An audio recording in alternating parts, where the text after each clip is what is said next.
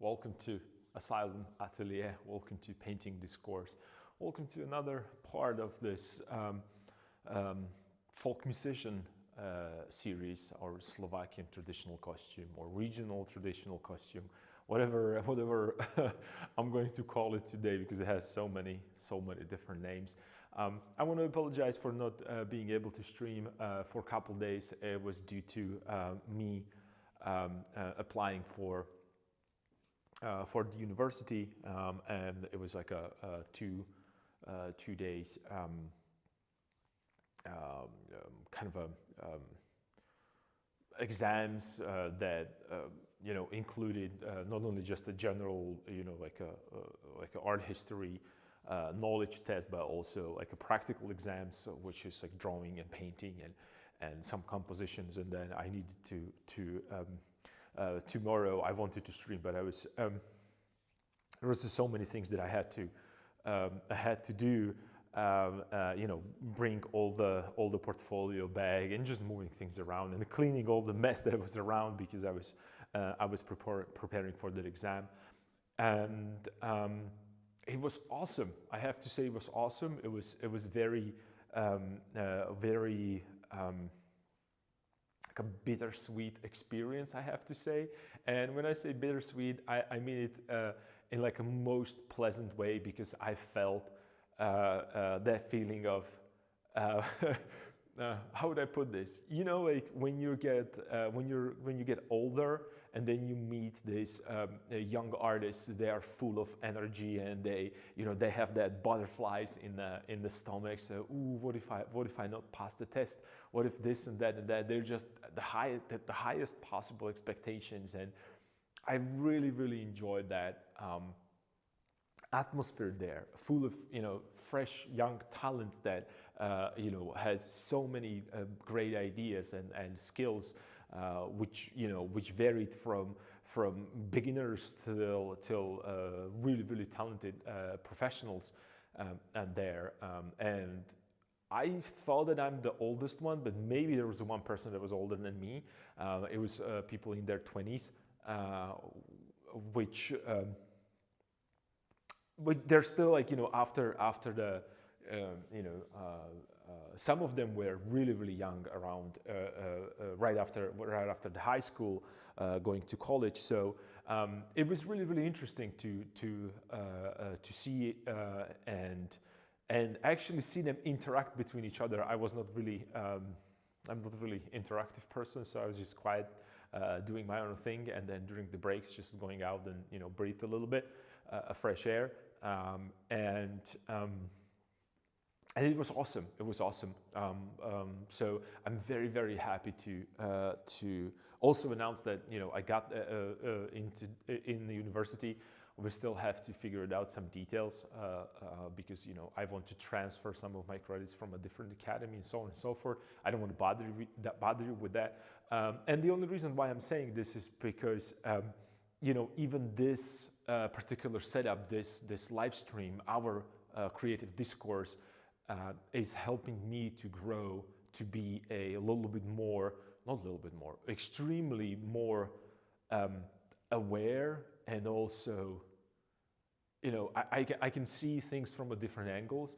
And I truly believe that that's one of the most important things when it comes to painting, to not be just compile or like stuck in that one place, in that one kind of I don't want to say cubicle, but in that one really compressed space, which my studio definitely is for me. It's my safe zone, it's my safe haven, whatever you want to call it. It's my whatever. It's a place where I feel comfortable, and maybe sometimes even too comfortable, right?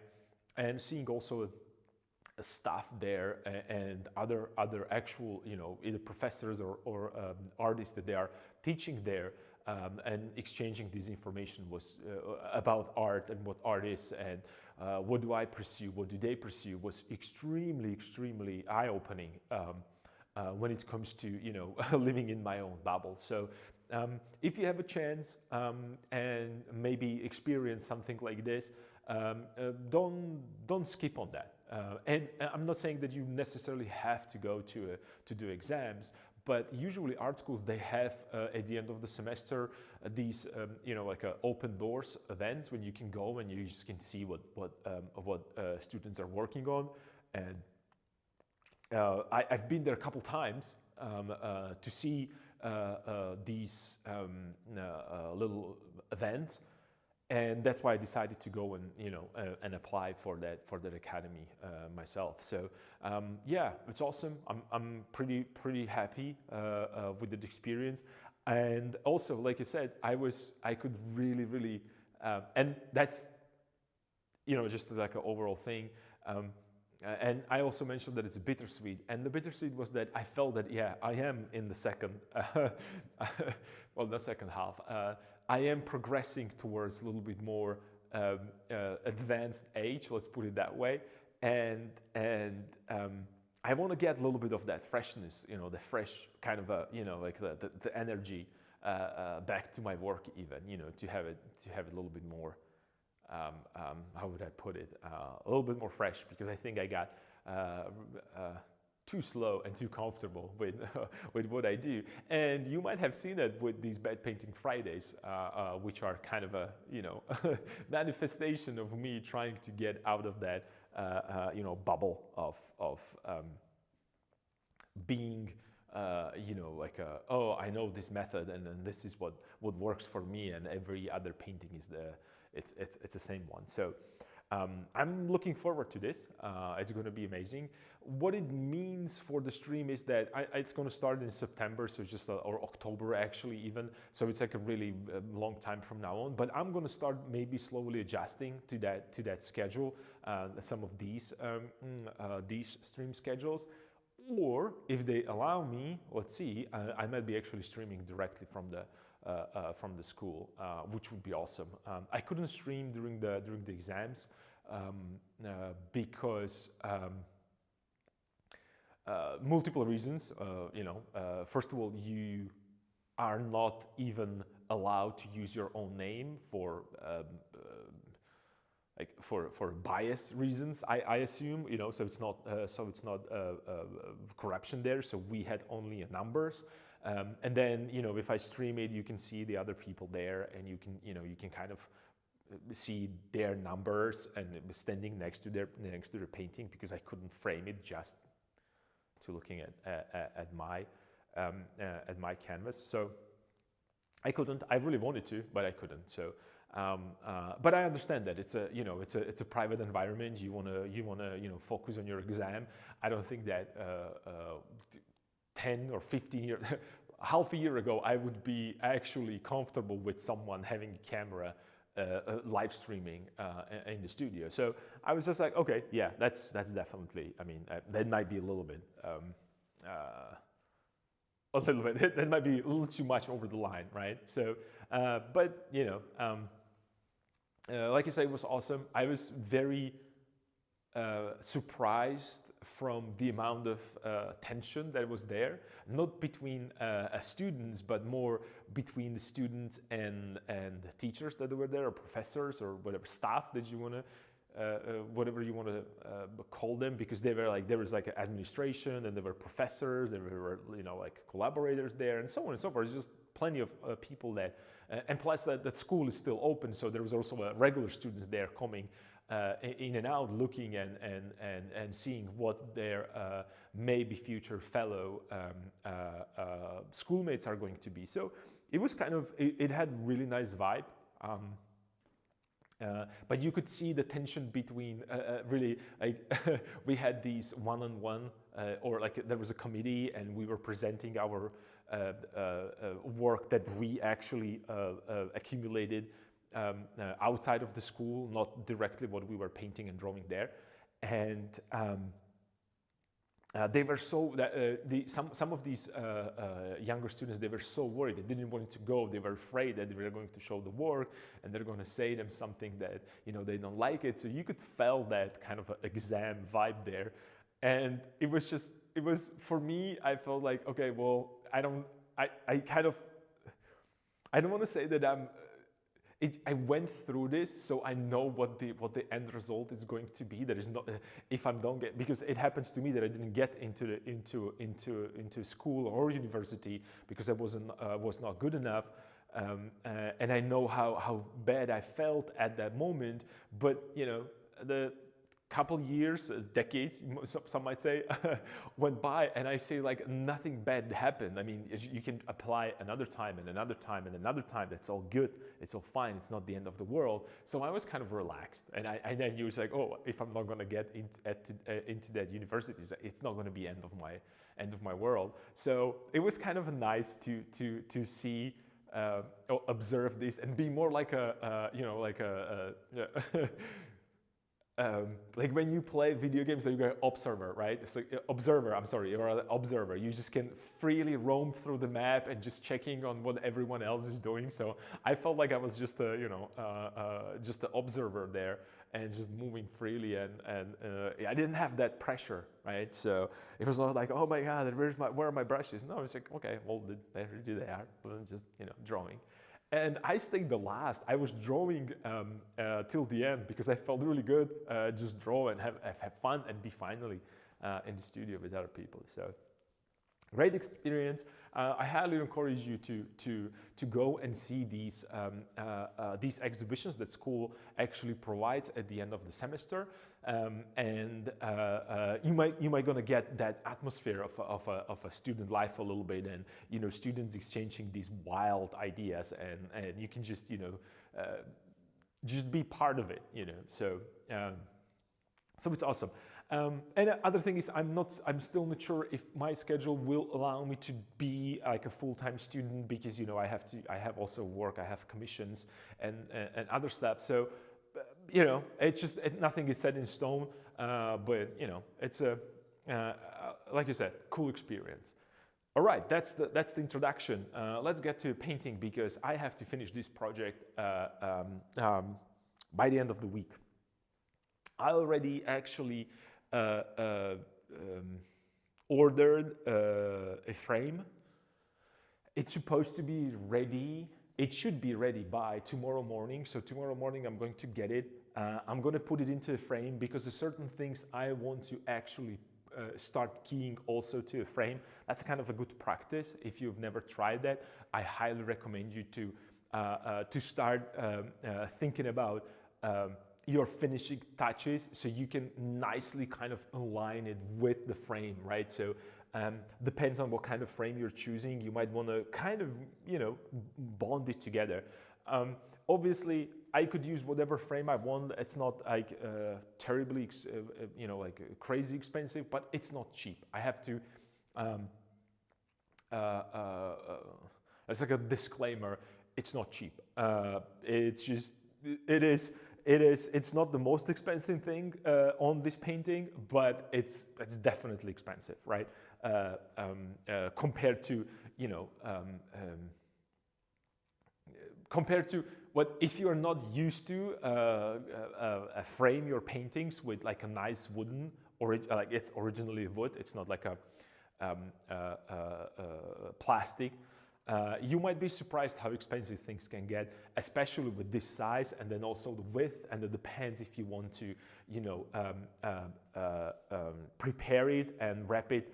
Let's say for a museum, it has to be like a.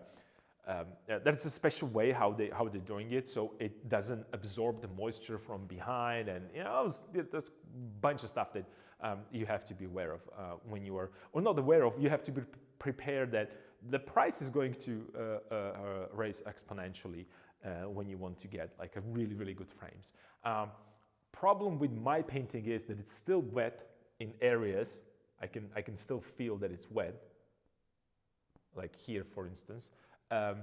I usually give the painting to a custom frame shop, and they actually fit it exactly into my, because that wood works, and I know myself that when I check the diagonals on my paintings from corner to corner diagonally, diagonals have to be same.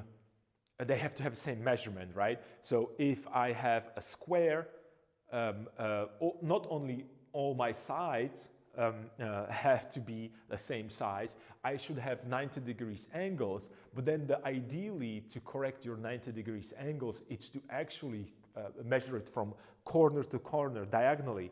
And if these two diagonals don't have a same length, you know that your canvas is not perfectly aligned, right? That means that perfectly aligned, I mean, it does not have 90 degrees corners. So I checked mine multiple times at the beginning before I started to stretch it. And I have a half a centimeter difference. So it's like a 5 millimeters. It's really a small margin, you know, when we think about 2 meters. So it's not a big deal, but in the custom frame shop, they would, you know, they would definitely fit these pieces perfectly and snug.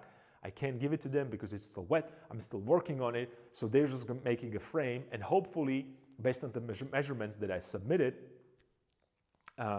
hopefully it's going to fit perfectly. Let's see. Tomorrow it should be in a frame. And I chose the same frame that for these ones. If you remember, I have maybe on this one. Because they didn't have anything bigger that could be produced within a couple days. So it's going to be this one, this frame. So let's see. But this is that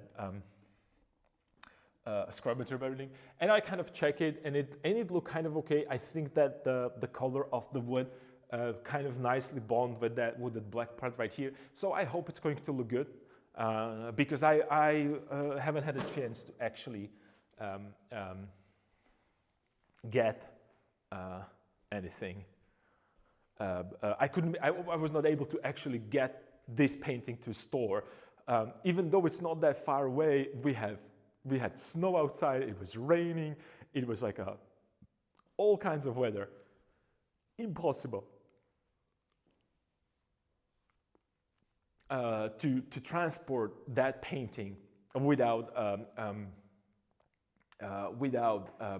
fear of damaging it by moisture, right? And the last thing that you want is to, you know, last thing that you want is a moisture and then mold get to your paintings, because it's just going to or rot, because these are all live materials. This is a true linen, right? This is the wood is being used to stretch the canvas. So stretcher bars are made out of wood, so you don't want to risk it, and that's why, you know, you shouldn't even transport these paintings.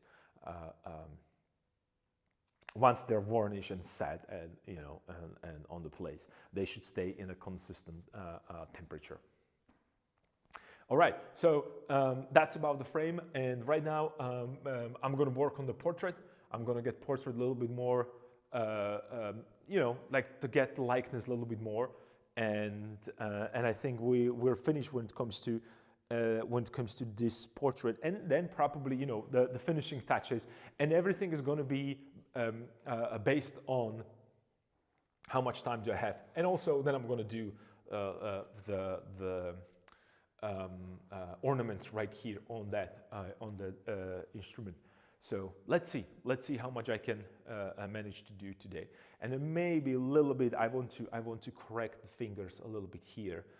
And give it a little bit more detail, but that's not absolutely necessary. So it's not like a priority for me. I think that they're okay for this kind of a painting right now, because getting them even more and more developed would mean that I have to start developing the other things more and more, and I want to keep it in that kind of a, you know, the Frankenstein style that we created together, with taking you know, Grisaille, taking a little bit of Impressionism, a little bit more of a realism, a little bit of Romanticism, and then, you know, ornaments and symbolism and so on and so forth.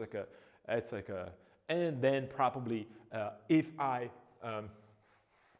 find a little bit more energy, I'll start to moving things in the background just a little bit, to do a nice kind of a linear perspective drawing there, to give it a little bit more of the a background feel. And I was thinking about a stage, kind of that, you know, stage environment. So let's see what I can do, because I would actually like to go to a place where we have these folk events, or you might even call them festivals because it's like a couple days. And they have like a special podium with beautiful backgrounds behind them. And I couldn't find in my own files any pictures that I could use that would be good. So maybe I'll do a trip there and do some pictures for myself, and then draw from a picture that background. So that's the name of the game. It's just finishing touches, and specifically ornaments and the head. That's or portrait rather. Tea is really good. So yeah, let's look at this. And I'm sorry, I'm just ignoring a chat because I just got into my normal setup when I'm talking for an hour.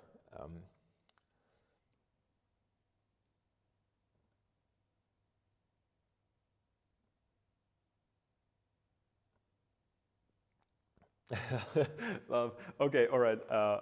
You like the frame? That's cool. That's awesome. That's awesome.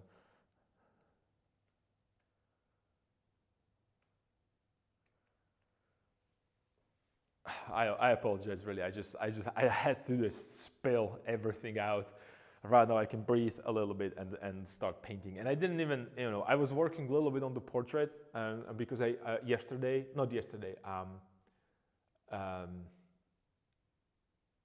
I don't even remember when was it, just to do little touches. And I haven't had a chance to clean my brushes, so it stayed there. And I'm not saying that I didn't clean them. I actually soaked them. This is oil. I soaked them in the oil so they don't dry. So they're still, this is all like extremely wet. So I'm just going to wipe them right now, and I'm going to get right into painting. So portrait. I mean, I'm gonna push a portrait. That's why even my canvas is a little lower. And it's not actually standing on the easel, but it's kind of leaning on that easel.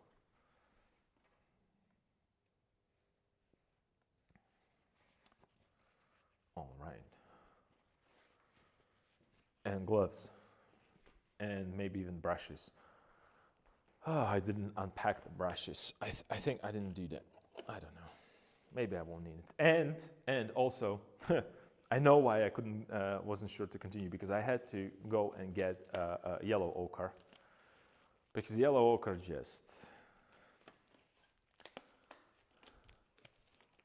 disappeared. So I'm testing the different brands. So let's see what it is. These are like, I don't know, like you can buy, I didn't even know that you can buy 20 milliliters of yellow ochre tubes. I thought that 40 is just a minimum. Hopefully it is. I've never used these brands, so I have no idea. One brand is Czech Republic, and another one it's it seems French. Yeah. So let's see. I've never heard about these brands.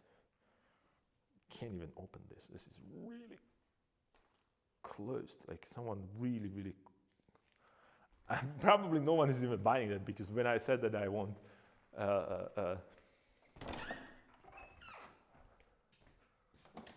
I need to get pliers to open this. It's not a good sign when you have to open your pigments with the pliers. It means it hasn't been used for a while. So let's see. Let's see what's up.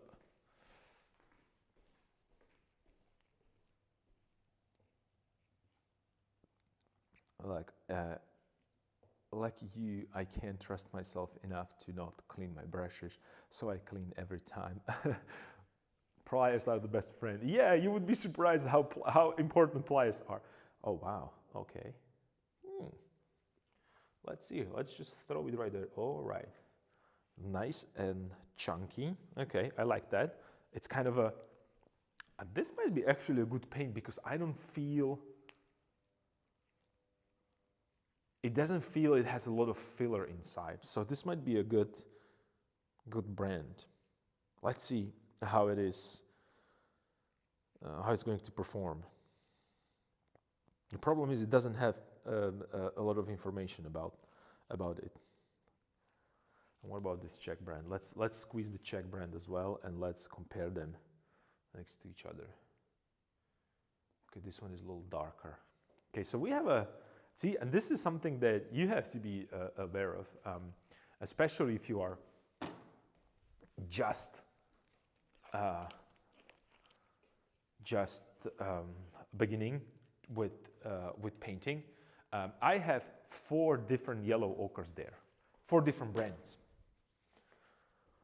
And you can see them, hopefully, yeah, camera is working. This is just, you know. So I have that French brand, I have Czech brand.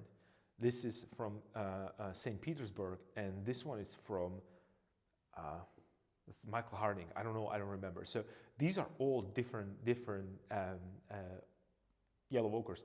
Truth to be told, this is yellow ochre and this is yellow ochre deep. So this is slightly darker, but you can tell that when I'm looking at them and, you know, see like this is something that you might not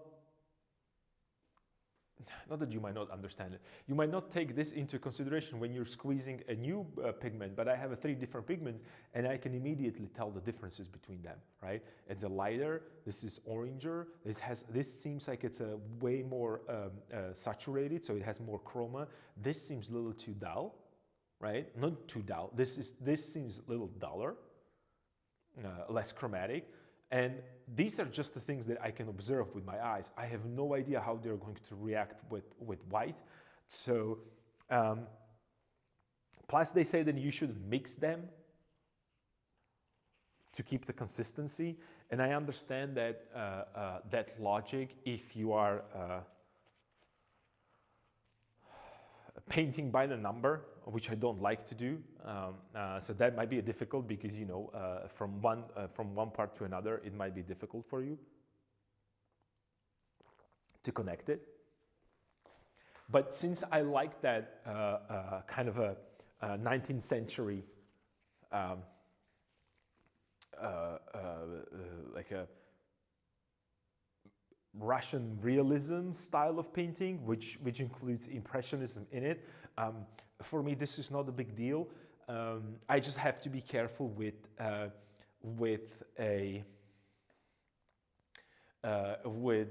drying. So as it dries out or dries in, it might change slightly. Remember, I was talking about that umber, that as it dries, it kind of dries very, very matte.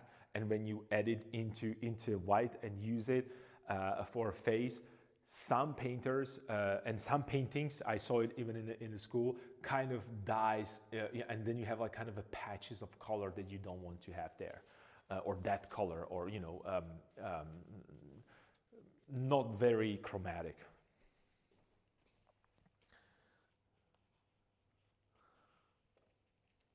You clean your brushes every time. Well,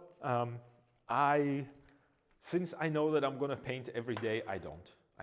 Actually, I'm cleaning them because I wiped all the excess, and right now I'm going to submerge them into a mineral spirits. So they are not like extremely clean, but they are clean to the point that I can start painting with them without being worried that I'm going to pollute my mixtures. That's, I mean, like I said, it's way more, well, like I said, in my mind, it's way more abrasive for the brushes to clean them every day than just, you know, oil them in, if you wish. But here's something very important, please. If you are not sure whether or not you're going to go back to painting next day or day after, don't do this, because that oil is going to dry to the point that you can throw them away, those brushes. So this is for me, like a, how would I even put this? This is even for me. Sometimes it happens that I just go away and I don't come into into studio for 2-3 days. You shouldn't do this for 2-3 days. I think it depends on what kind of oil you use, right? Because linseed oil dries a little faster than walnut oil, for instance, right? So it depends. But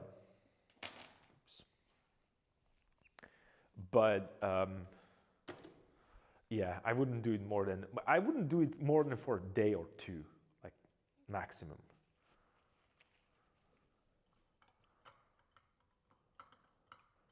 Because even though it doesn't seem that it's drying, or it's dry, it started that process of drying. So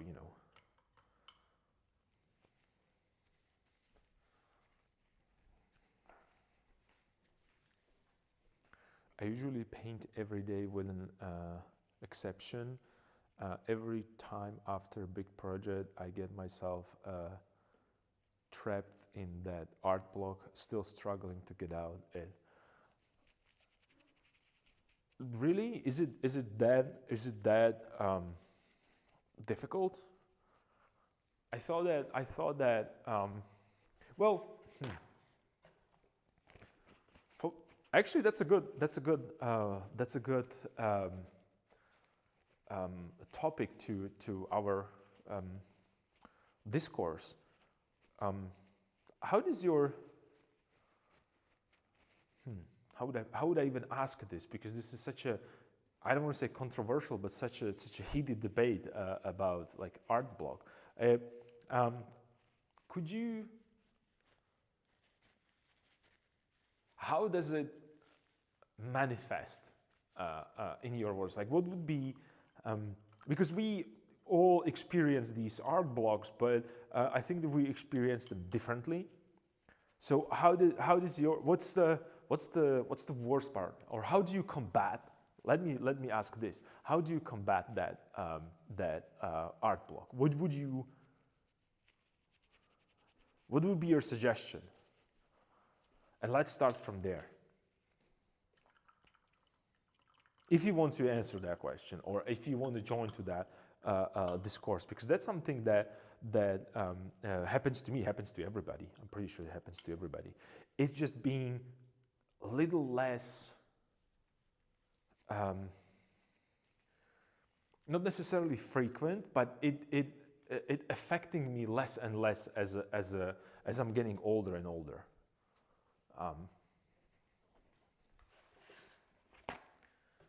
So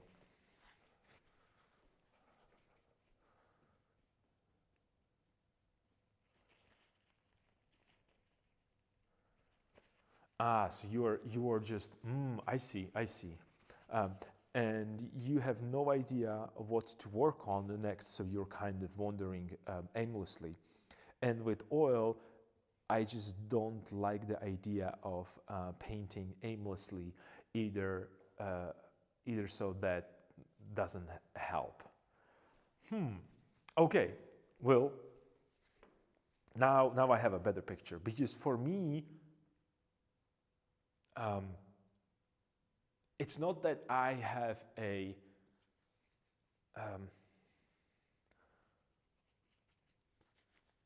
I don't know if this is considered the art block itself, but I feel like I'm more lazy and procrastinating rather than just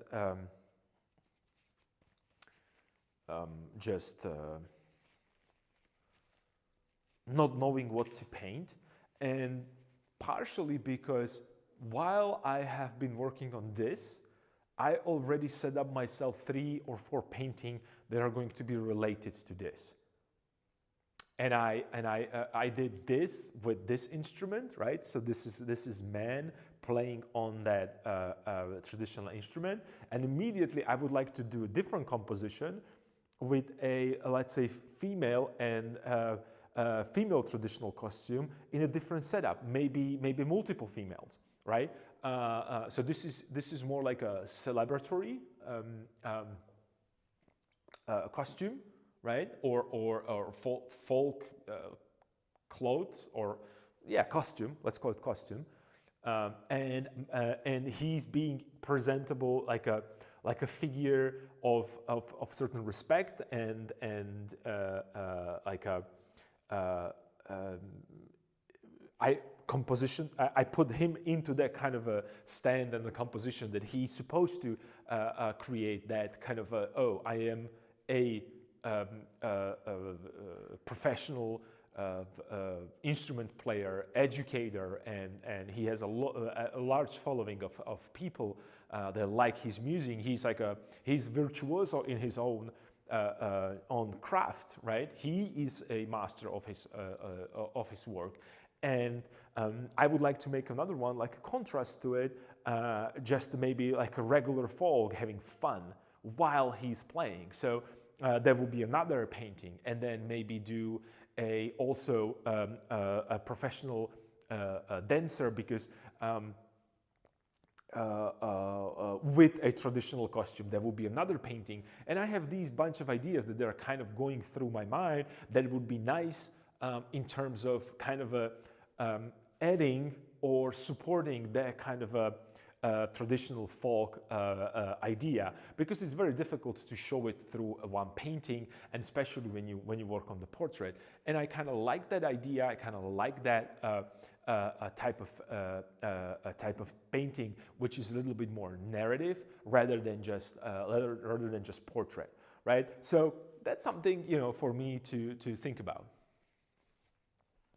Maybe I should do some kind of a series of something. I think what hurts me is knowing that my gallery is coming up and need to produce something I think I'd like. I know that's wrong move. My brain needs to be kicked. Yeah, that makes sense. That's a great idea. But you know, and this is not something, and I'm not saying that. And of course, that creative block might come because I have an idea, but I'm not necessarily seeing it visually yet. Remember, I told you multiple times previously, and I don't want to go, you know, I don't want to repeat myself all the time because it's kind of boring, and I know that I'm boring you to death with this information. Start with the pen and paper. Start with the pen and paper and write down the idea, write down things that you like, and let's start from there. And then also,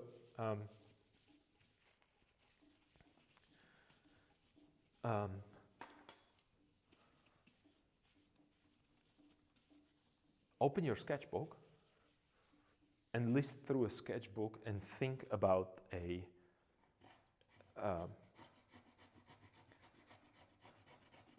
check what you've been working on, let's say a year or two, and revisit that idea. If you really don't have anything, like your brain is just empty and it doesn't want to start working, revisit something that you've been working previously, similar topic, and try to perhaps give it a different spin. That's something that helped me. I go through my old sketchbooks and I'm going through them.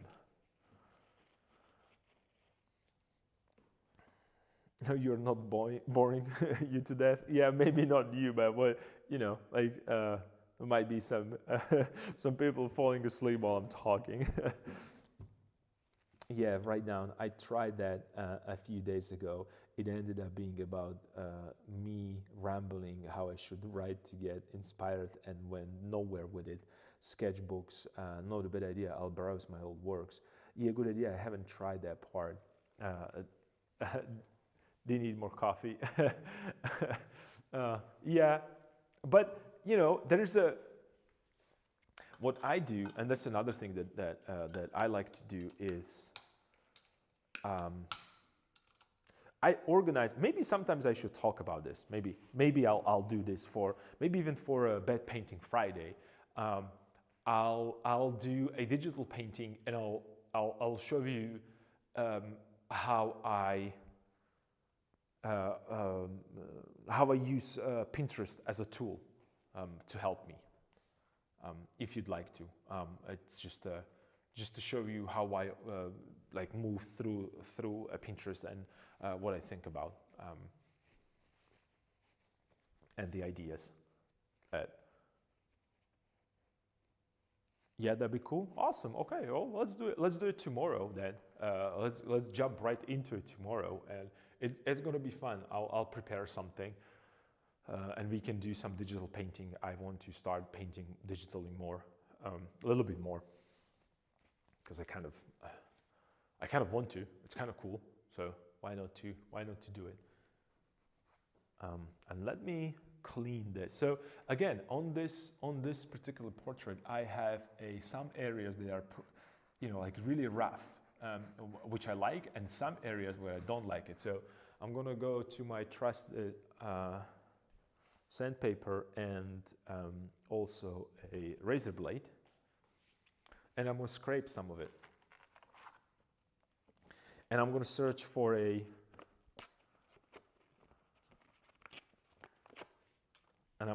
for some underlayers.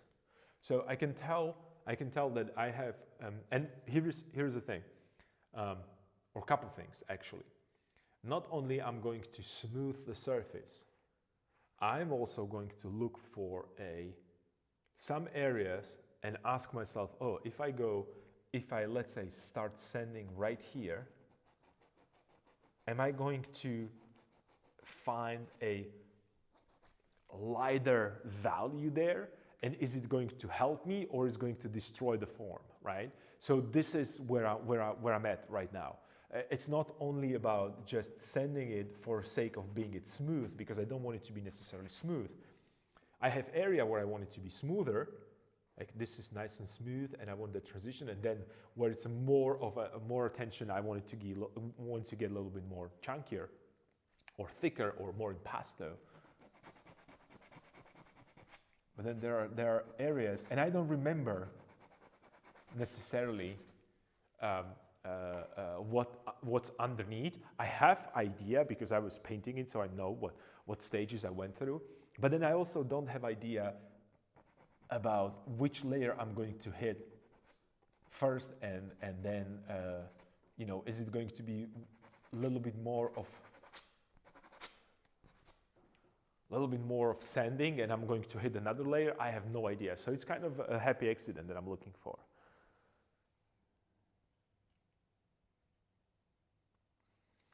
It's interesting that you want to paint digitally more while I want to paint with oil more. Well, the reason why I want to start digging into these digital paintings is because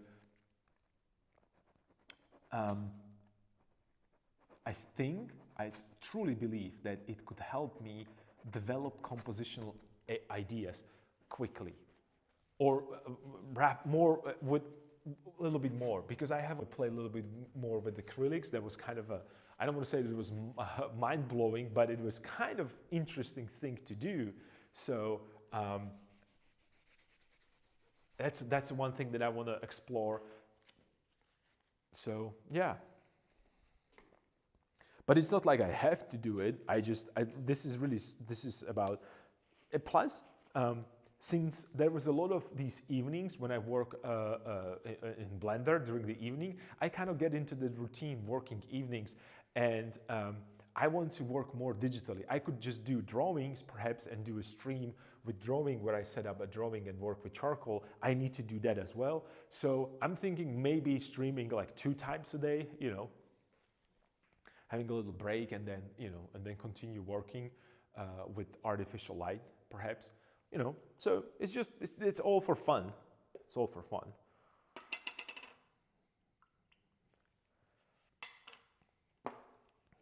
And then when the summer is going to come, definitely is going to be more painting, traditional painting. That's for sure. Okay, let me just mix a little bit more of that underpainting.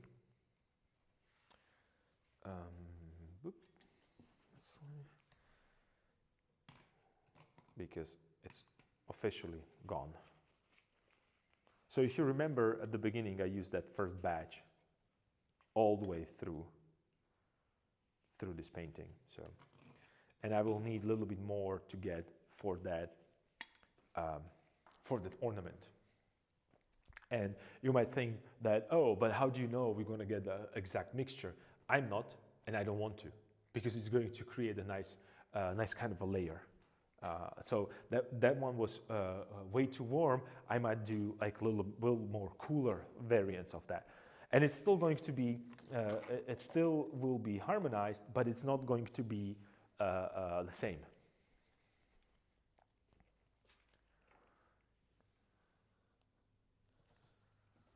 It's not going to be the same.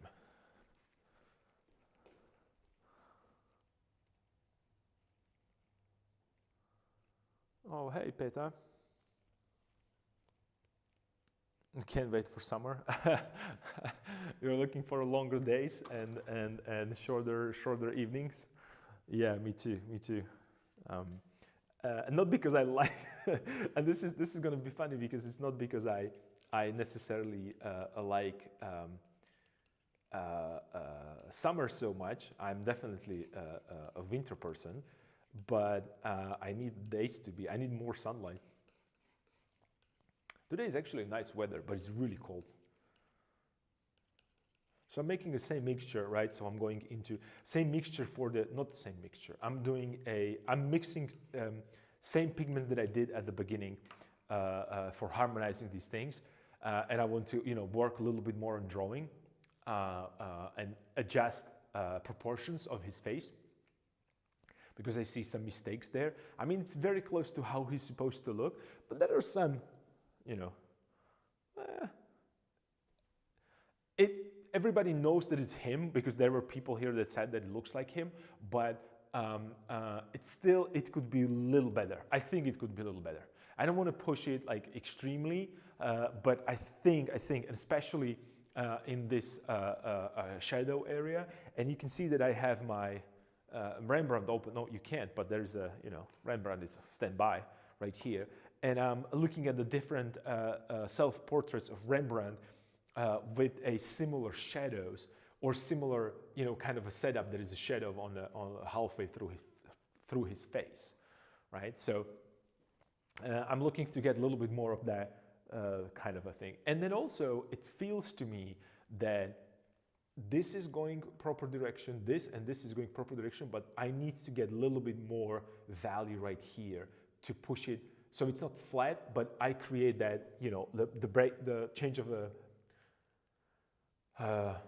like this is his area of a face, like when you look on the front, it's a side plane of a cube when you think about it, and then I have the area which is cheek, which would be a side plane as well, but hitting with light. So I have a darker and the lighter area, and I don't see the break enough. So it doesn't look like it's it doesn't look like it's I don't think you can see this because I have a black. Let me do this. So, there we go. We have instruments here that will help us. So this would be the corner, right? This would be the corner. And instead of looking at it like a corner, it looks more like this, right? So that image is a little too flat. Or these two planes feels a little too flat. So instead of perceiving them flat, like so, I want them more round. So I have to exaggerate this corner right here, which would be exactly like the corner of his eyes. And then I can see it like it goes a little bit here. So this could go probably darker. So I have that clear division. And then also ear has to go a little bit more this way. So this area here would be a little lighter. These are like a small adjustments because overall shape is there, overall likeness is there. Right now I'm looking a little bit more for how would I put this? I'm looking for more of that three-dimensional feel to it, which is going to work nicely as a contrast to some of these flat shapes that we left here, right? And then a little bit of ornament, add a little bit more detail here and there. And tomorrow, when it's going to be in the frame, we can really take it to a final stage. So it's going to be all good. It's going to be fun. Hopefully.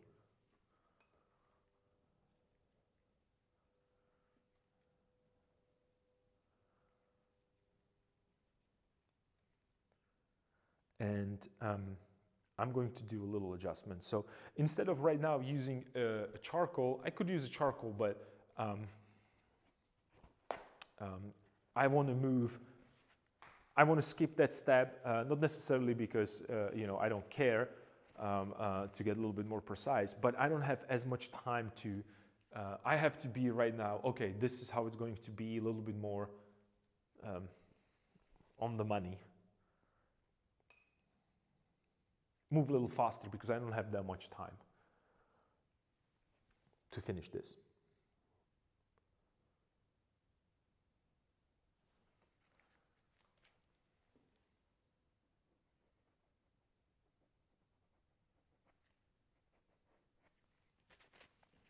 Just a little bit of that. And it immediately works a little better. It's just giving a little bit more of a form.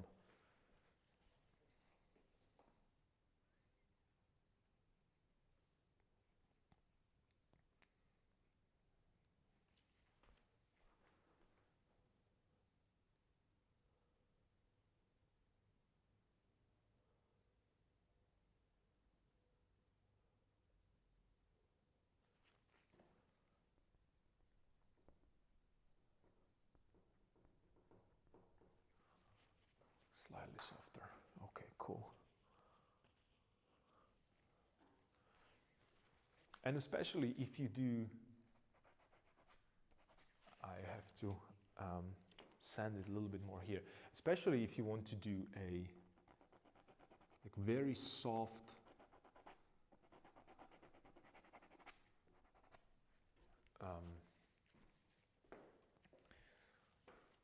glazing.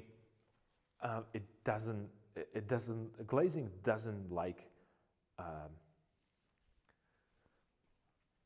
well, let me rephrase that. If you want to do nice, coherent, continuous kind of a glaze because you want to, I don't know, drop the shadow value a notch, it doesn't like texture. It's very difficult to do it while it's textured.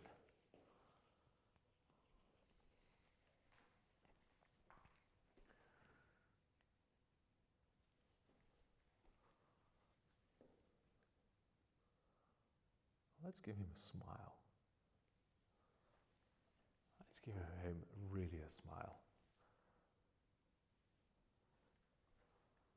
Nice. So he's going to be smiling.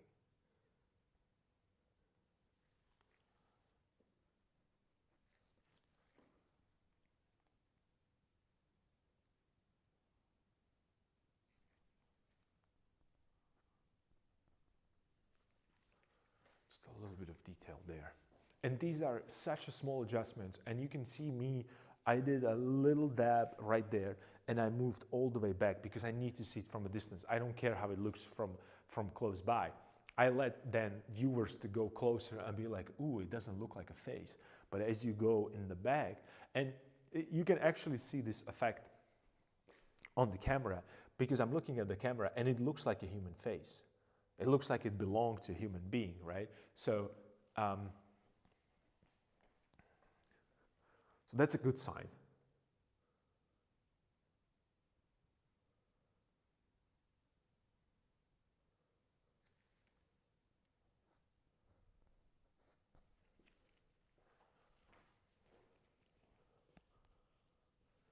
And I want to balance on that, like a realism, impressionism, like a scale.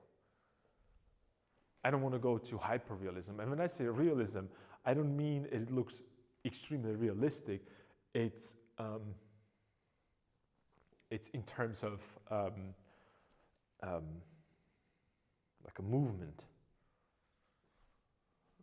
Realists rather than just being true to that.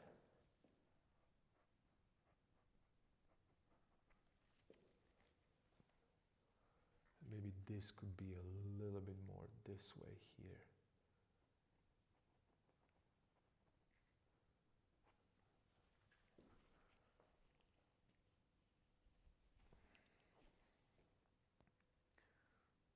like I said, be careful with this, because the moment you're gonna get precise, you're gonna lose that, you're gonna lose that freshness.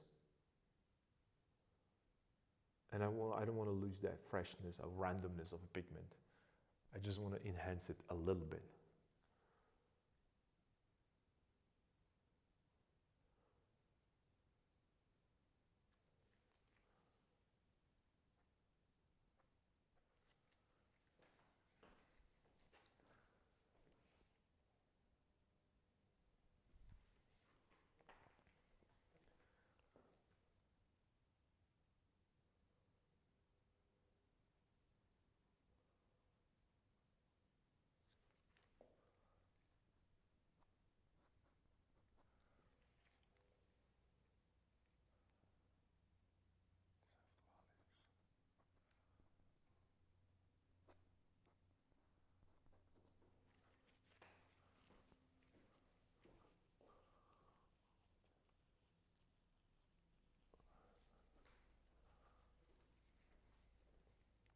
A little softer value there, okay.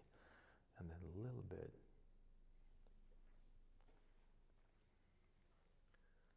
Just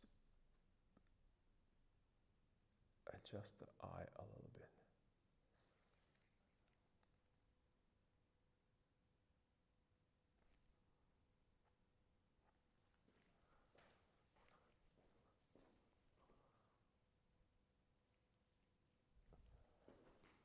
And then I see that I could do and adjust the finger as well, right here.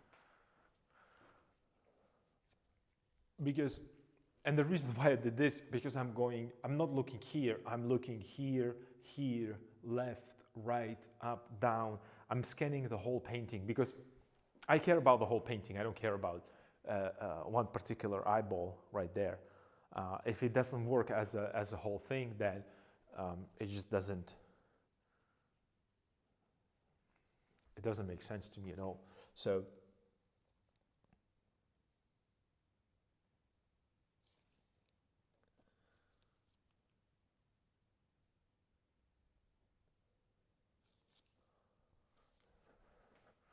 adding a little bit more detail there. And it's really, these are super, super soft touches, extremely soft, and really, really small. Okay, let's get into that.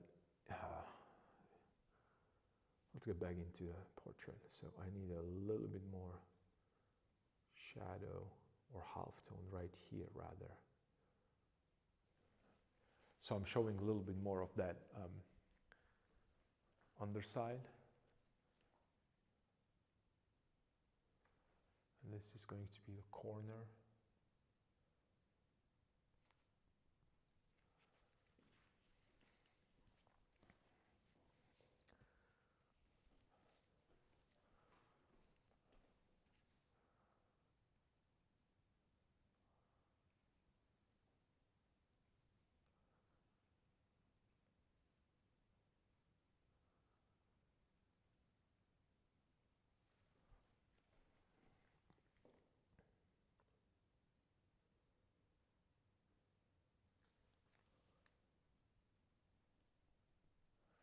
And I'm trying to make really soft edges. There are no hard edges there right now.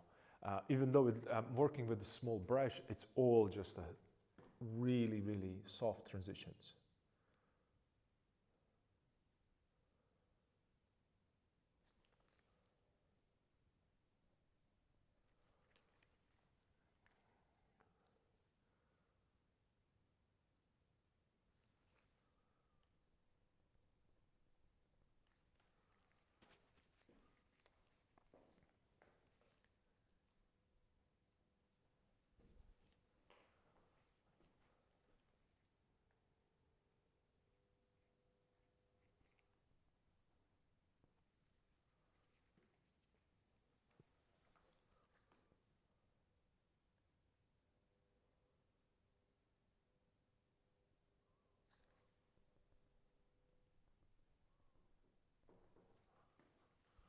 A little bit more under the nose, so it's just pronounced forward a little bit better. Oh, that might be too much. Well, let's see.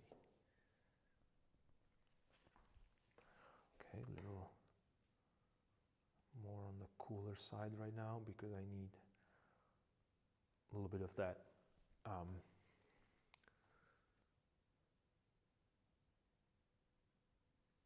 occlusion.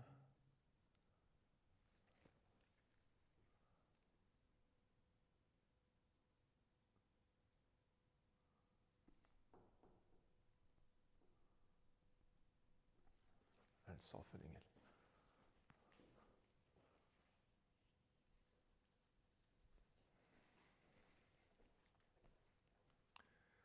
Okay, and then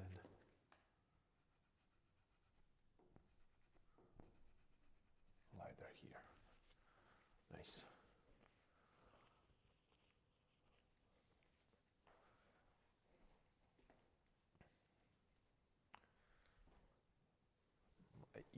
I think the ear is a little too chunky, too thick.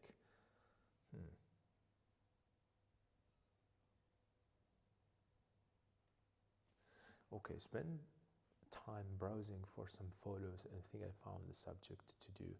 It's a little simple and high-key style, but I like it. It's a seascape with a red sunset. Awesome, that's perfect. See, it was just a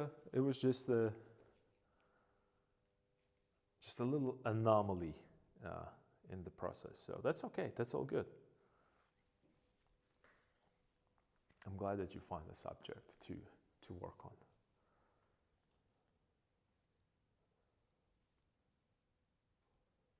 This probably needs to go a little higher.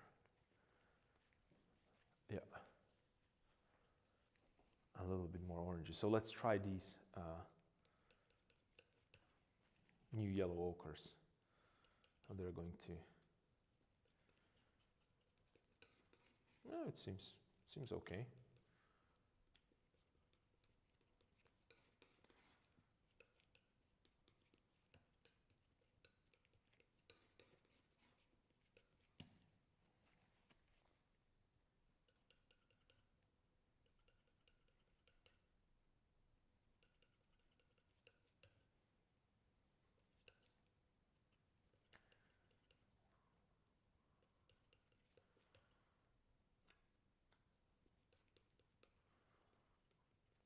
Get some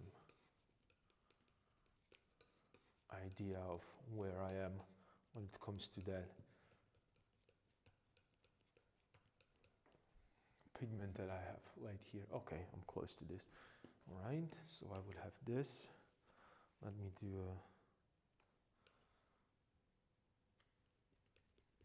a half tone here.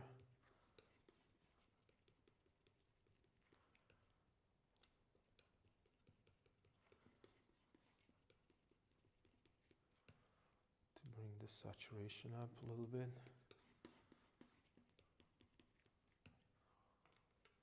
So I'm going to lighten it a little bit. Okay, let's see. I'm a little too, maybe a little too much, maybe. Let's see.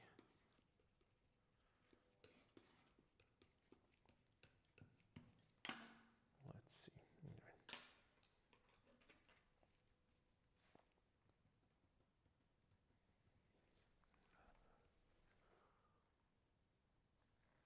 No, we're good. No, we're good. We're good. All right. Cool. A little bit here.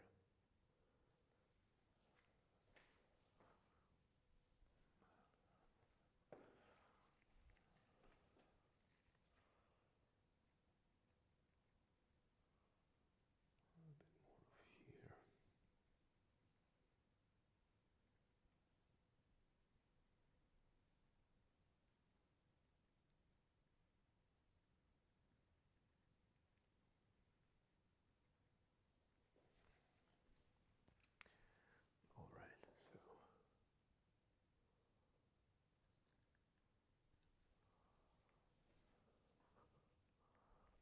let's push it a little more here, this way.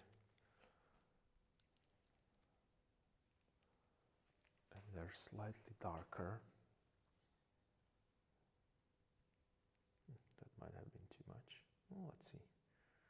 Maybe not, I just need a little bit more of saturation.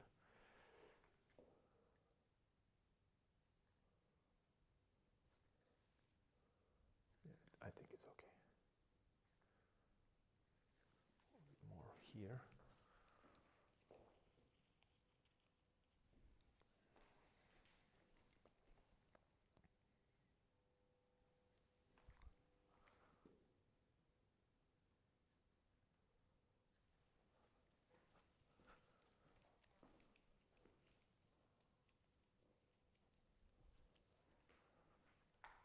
Okay, and then let's push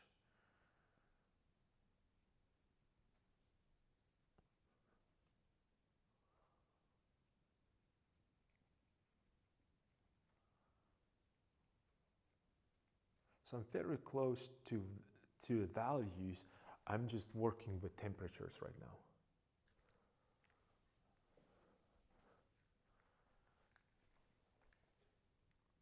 And saturations.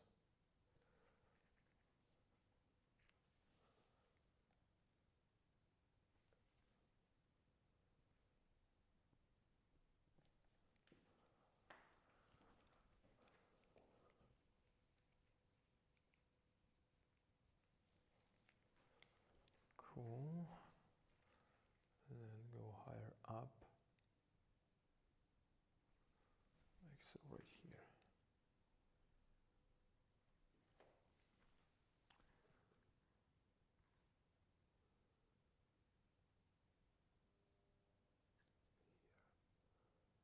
And here.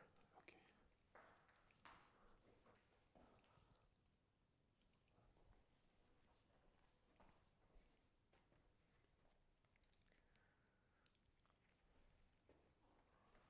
It's almost orange.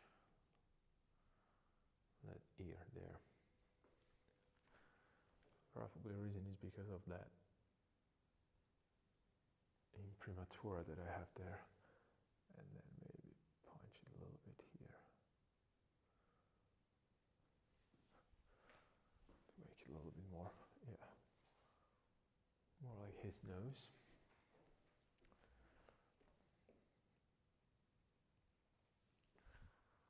And then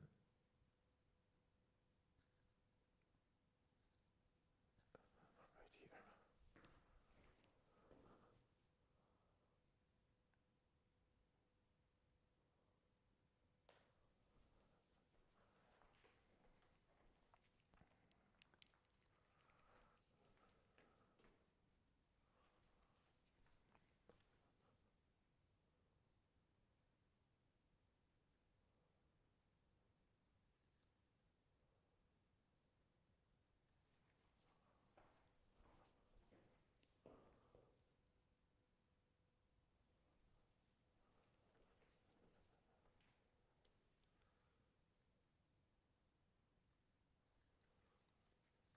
Right.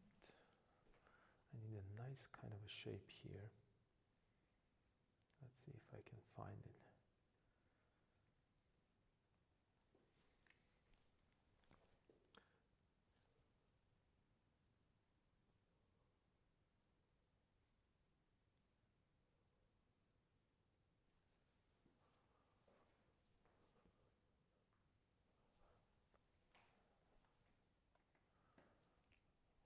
And then a little bit more of this right here, in this area. Yep. Because I need to make it, there's a specific position of that ear and the angles.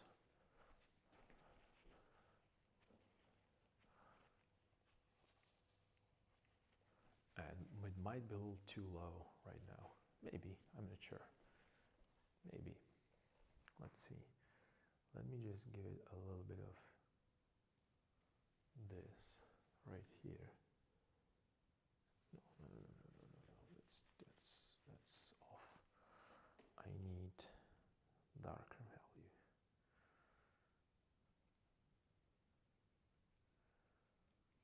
Darker value and a little bit more of that.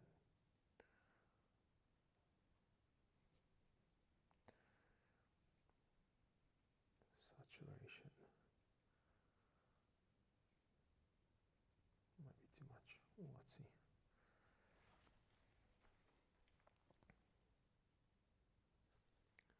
Well, we're good.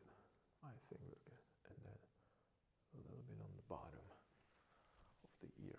So that would be the bottom of the ear right there. Cool.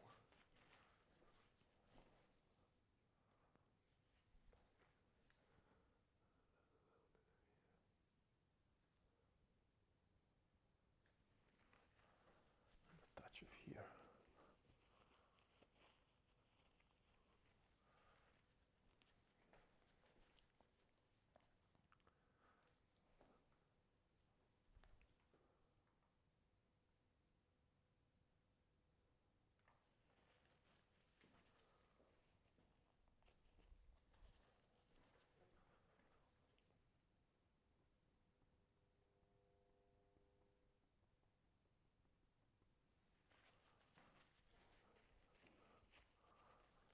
Right. I need a darker value, darker orangey value here.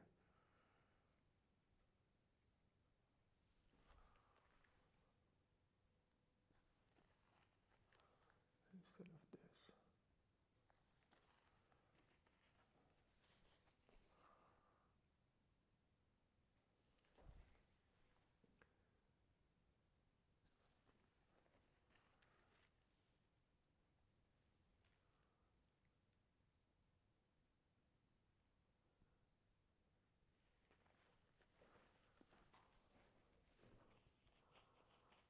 Right now it's too dark there. That's cool. And we can bring the light a little bit more.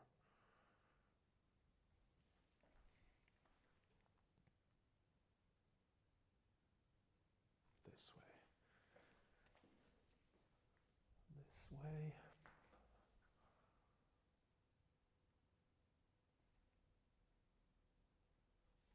And try to connect it here.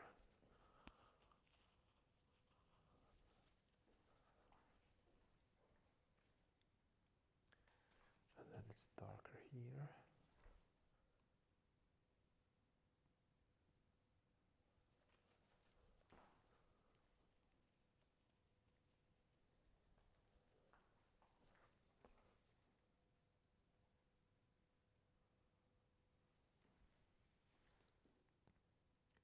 Light here.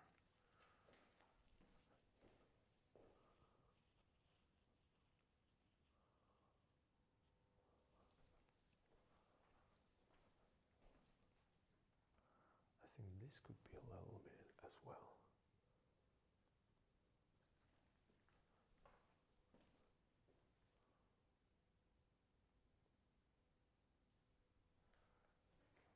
Or is it a little lower? I think it's lower right here.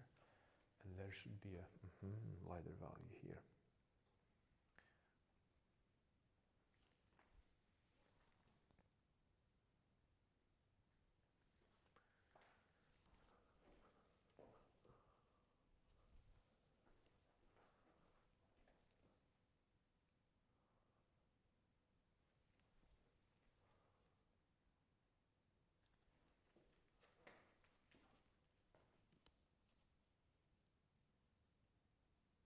Like so.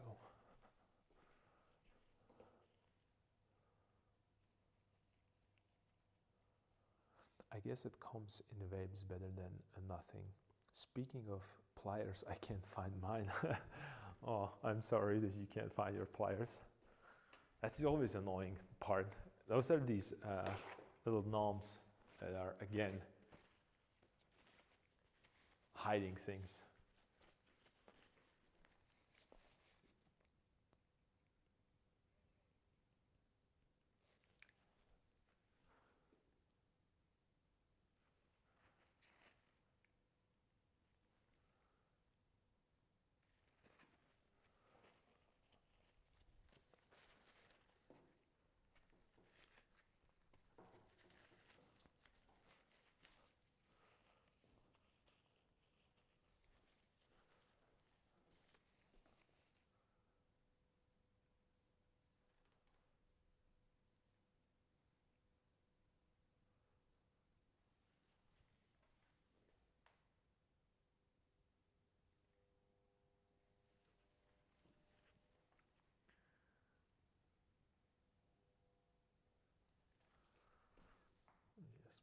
this just a touch here.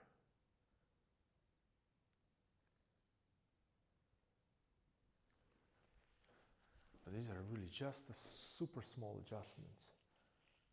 Yeah, the ear needs to go, because ear needs to be a little bit more this way.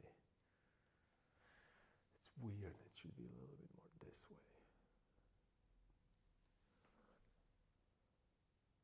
And then soften right here. Yeah, yeah. Up.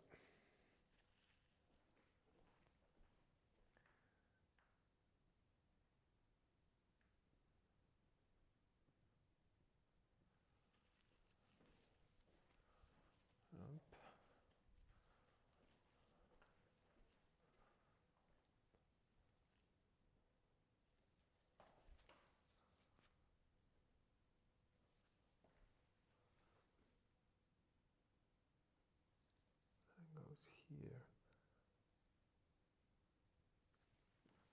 And here.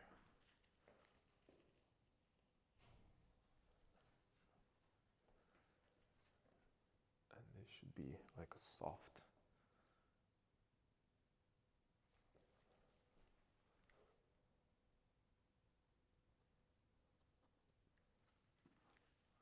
Soft shadow here.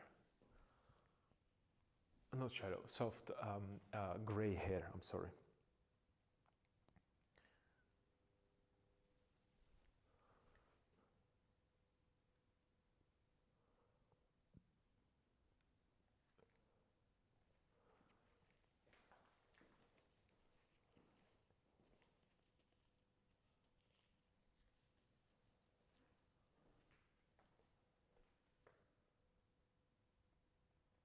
And soften it here.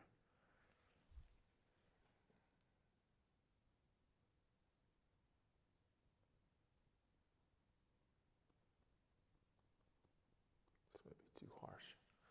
Yeah, yeah. Now we're cooking. That was a little too harsh.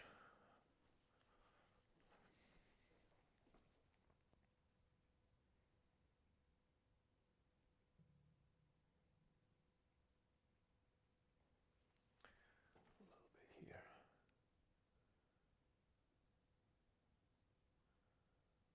Underneath the ear. So we can see that jaw. And that could help me here as well. A little bit. To make this slightly bigger. And here.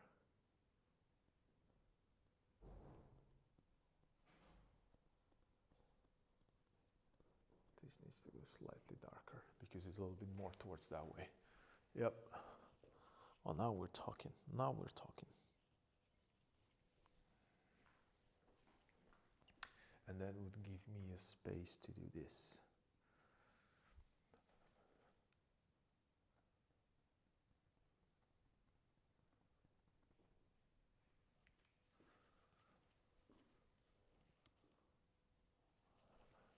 Okay, but I have to be careful because I'm probably getting a little too dark, a little too carried away. Yeah. So let me right now bring it a little bit more back.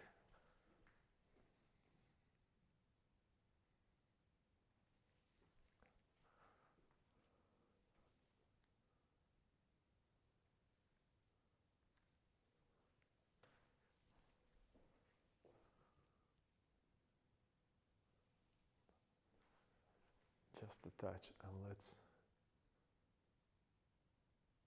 direct it this way.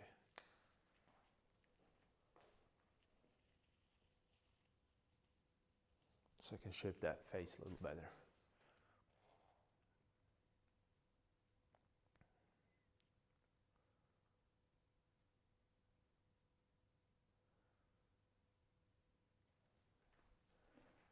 And let's just go right here with this little mixture, maybe a little lighter. Let's see. And adjust this because this needs to be softer. That might be too much. Maybe not.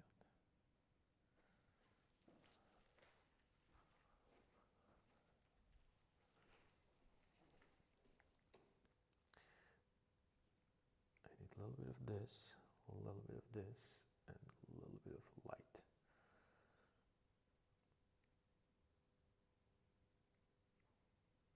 And a little bit more saturation.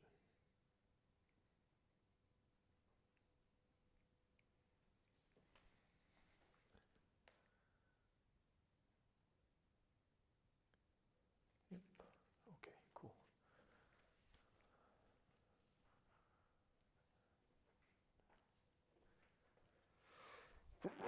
Excuse me. Oh.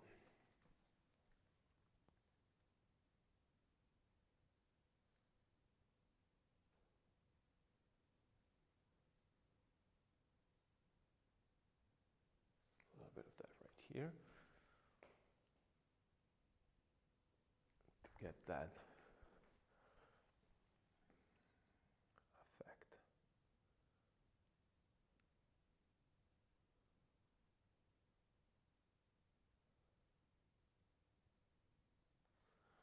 Soften it here a little bit. So we have a curvature. Oh, we have that nostril right there. Okay, cool. And then I could put it here as well. Yep.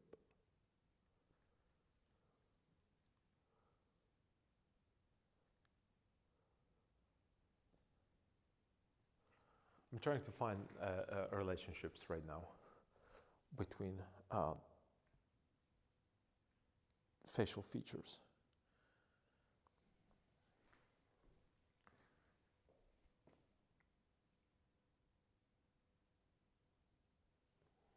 Yeah, a little bit more here.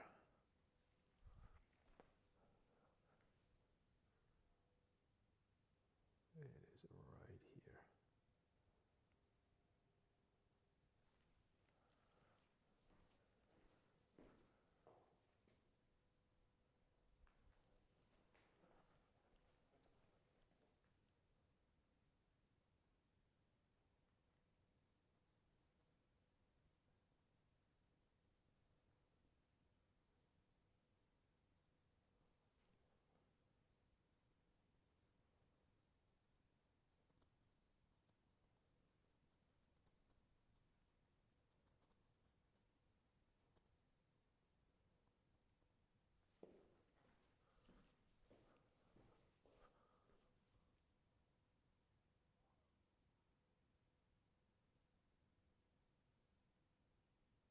Oh, it seems it works. It looks like it's working.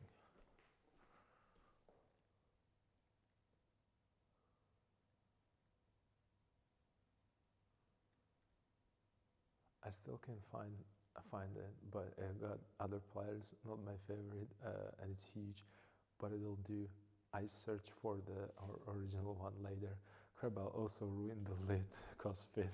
No wonder I didn't like it. Oh, so here's the thing.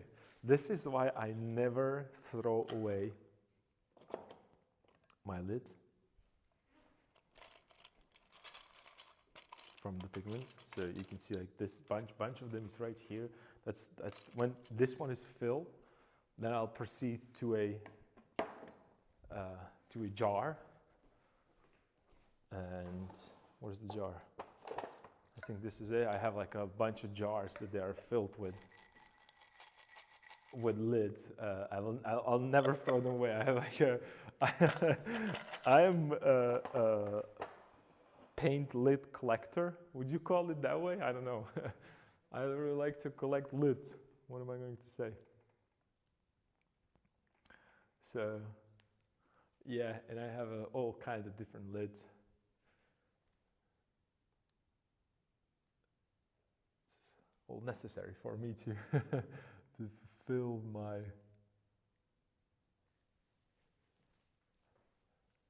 I think I made him a little too wide. Maybe I could drop the chin just a touch lower. I think that maybe mouth could go a little higher. Just a touch.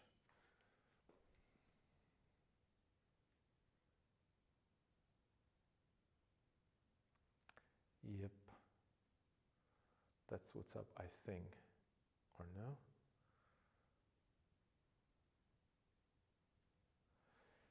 Let's test it. Maybe pushing this a little more higher up will give us a little better result.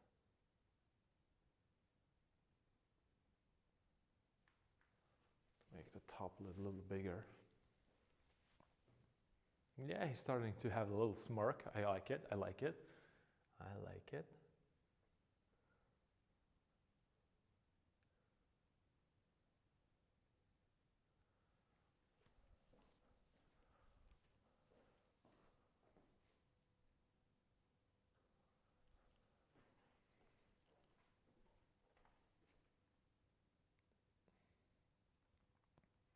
And then would push this a little bit here.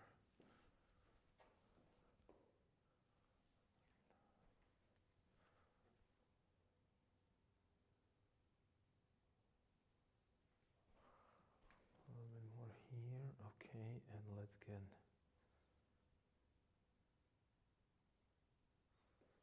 a little bit of here.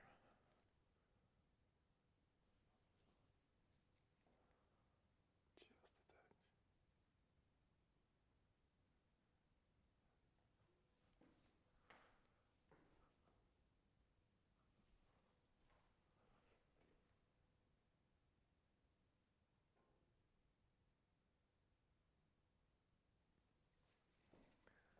So it's slightly softer there. Yep.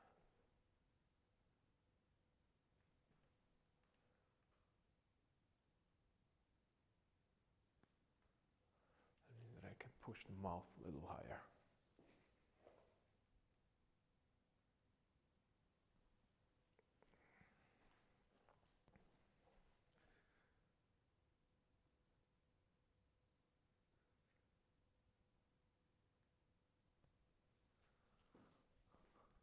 A little bit more here.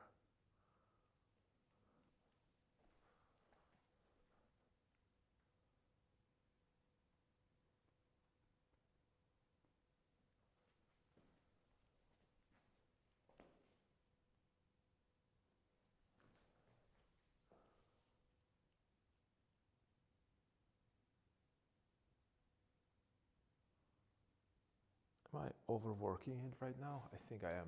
Okay, I have to stop. All right.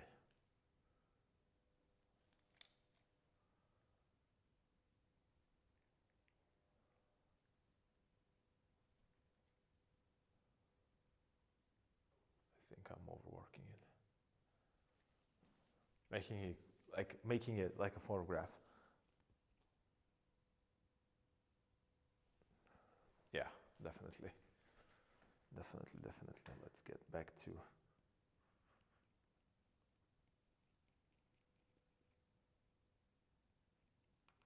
this larger brush. Let's correct it a little bit because this is just too close. A little lighter area right here. Yeah, better. I have to be careful because I'm starting it to, I started to be a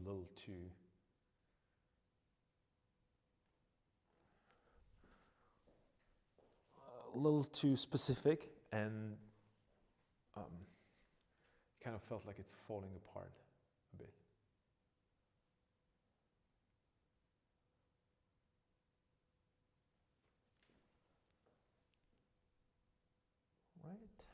Right here, and then touch right here.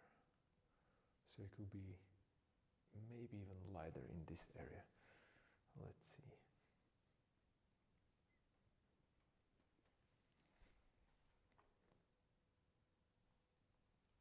Right here. So I'll show that zygomatic arc. A little bit. Oops. Might be too much.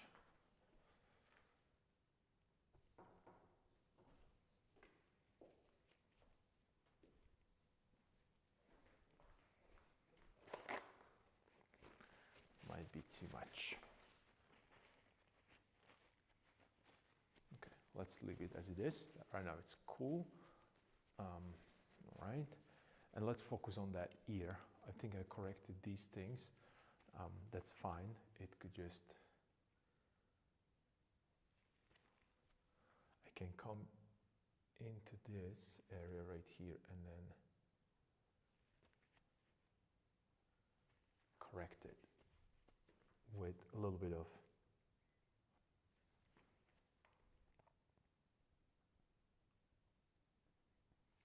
softer edge.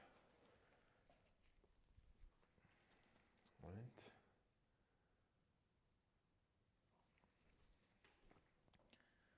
I need this and this and this.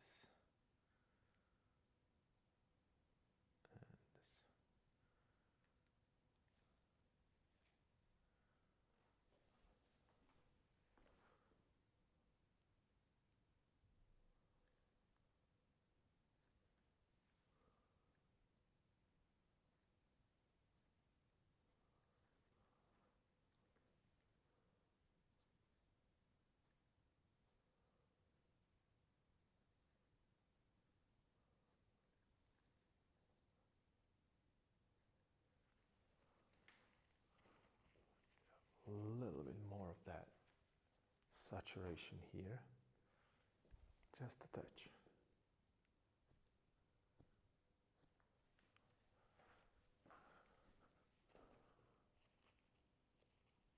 So it nicely kind of wraps around and goes into a background.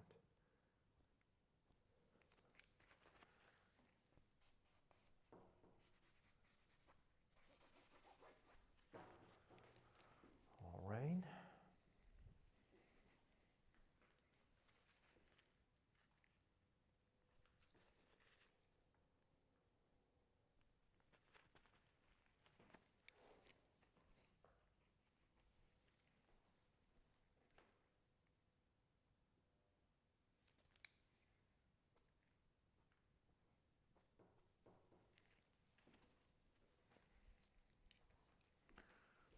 This.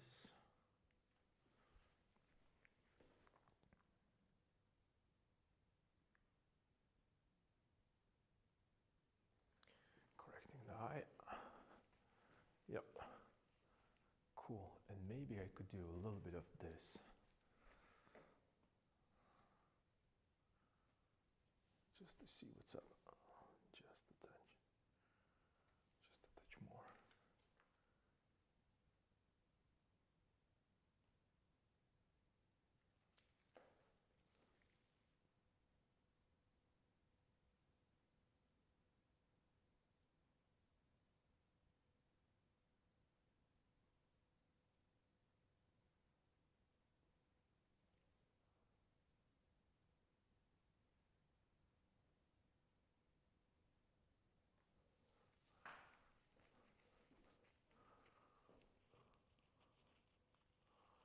Right.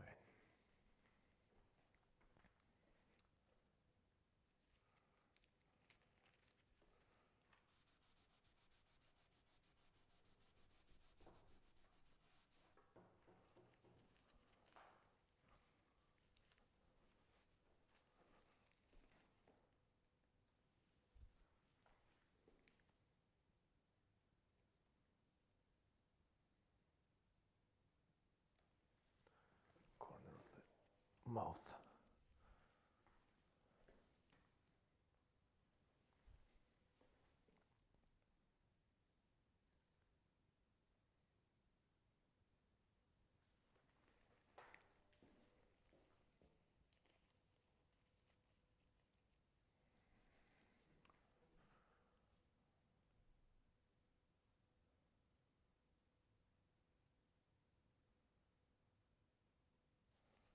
Yep. And a little bit of this right here.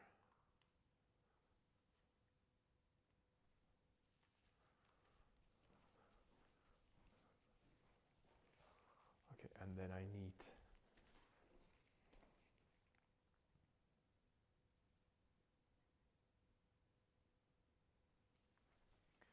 just a touch. redder.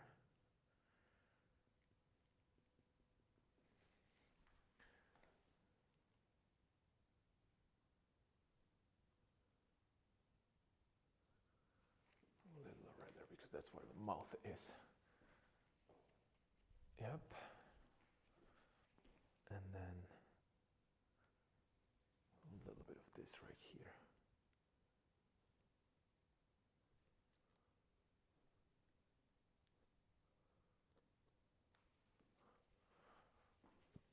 Find the proper shape of the form so it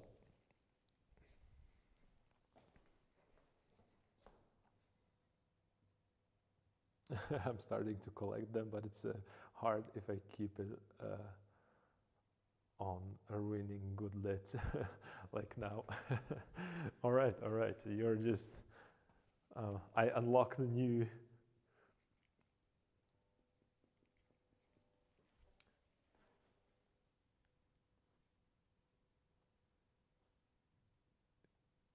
problem for all the collectors. You know, see, this is how deep the collection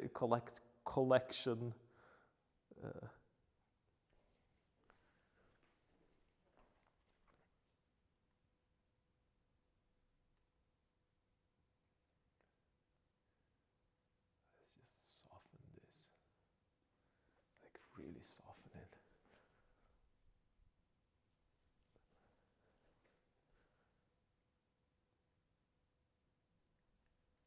And then maybe cut it right here. Like that.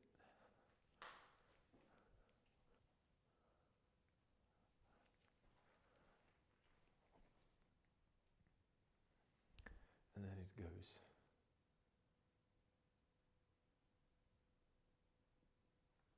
this way. And out. But it has to be super soft.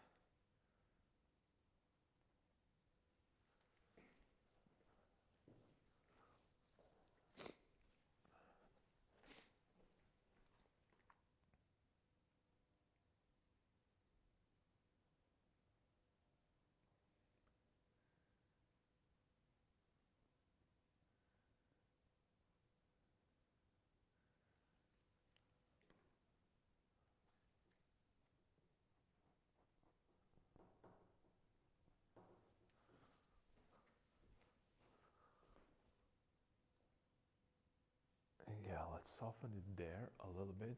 It almost feels like I can see like a little bit of light right here.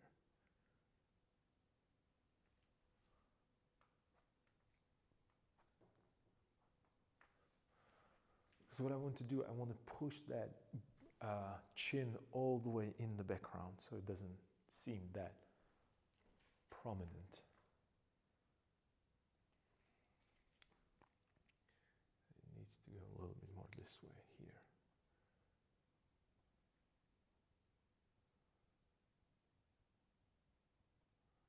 Yep.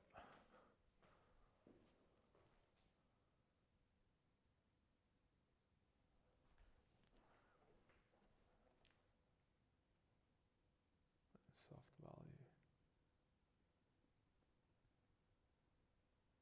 Soft transition, sorry, soft edge. That's what I'm trying to say.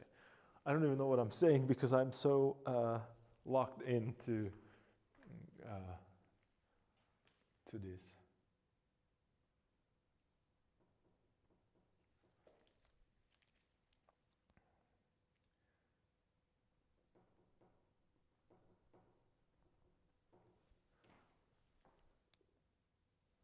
That's too much. Let's knock it back.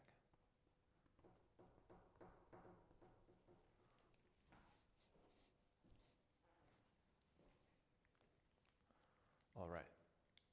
Okay, let's get back to that.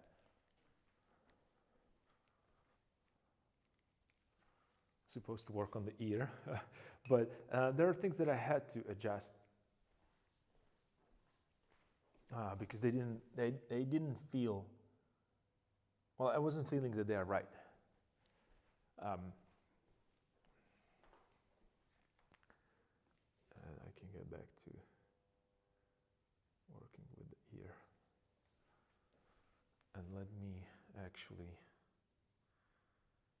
I have to bring saturation up because I have a lot of pigment there right now, so it's just going to mix with it. So I'm going, yeah, nice, nice, nice, nice. That's what's up. That's cool. It's right here, and then from top here to this soft transition into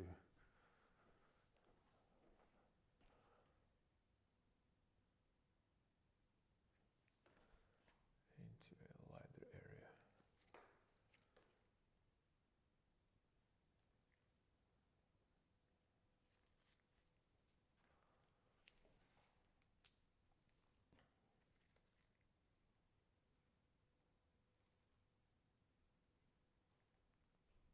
And then nice kind of a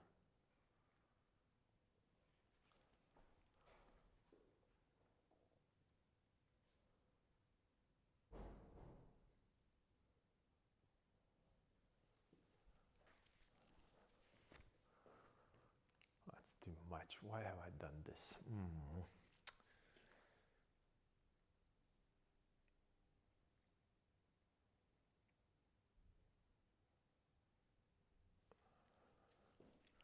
This needs to be darker, and this top part needs to be lighter and saturated.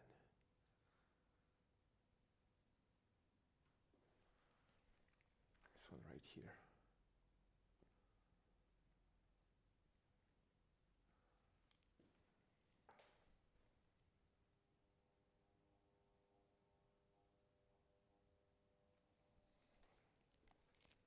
So let's make this a little cooler.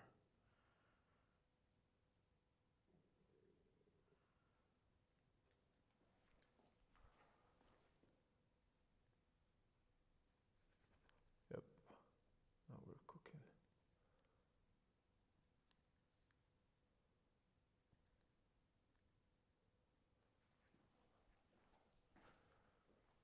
This needs to go a little cooler right here, and it has to go cooler right here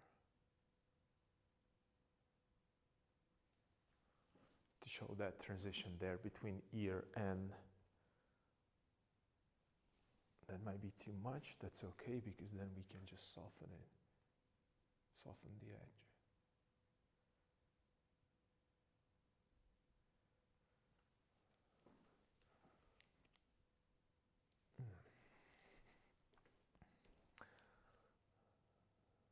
I'm trying this experiment where I don't use any medium at all, just to review what works and what doesn't. It's a lot of pain.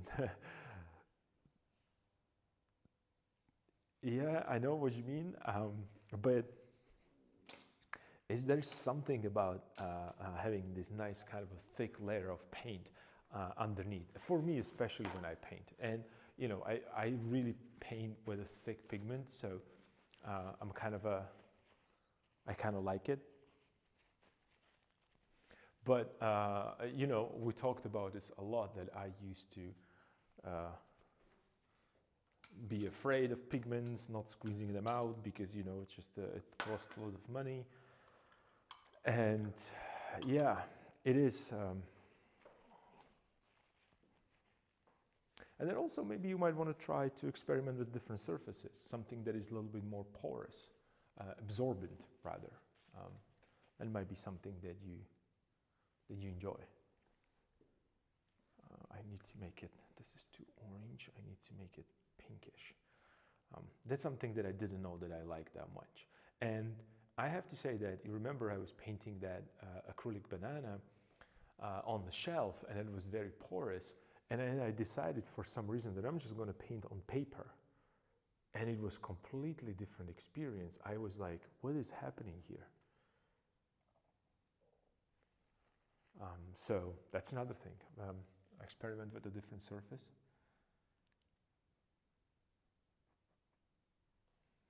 Might be something that might surprise you as it surprised me. And it surprised me like during the exams, right? Which is not really the best, the best course of being surprised, but you know,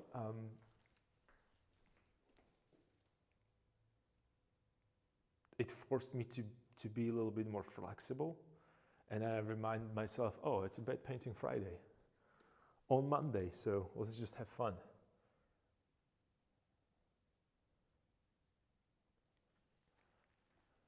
And it happens to be pretty cool at the end.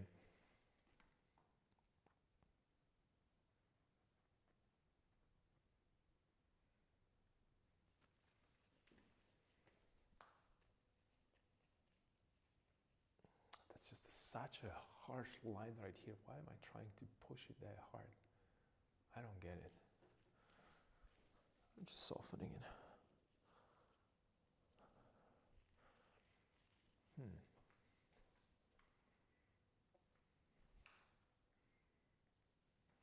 need to work on that ear a little bit better. I don't like that ear that much.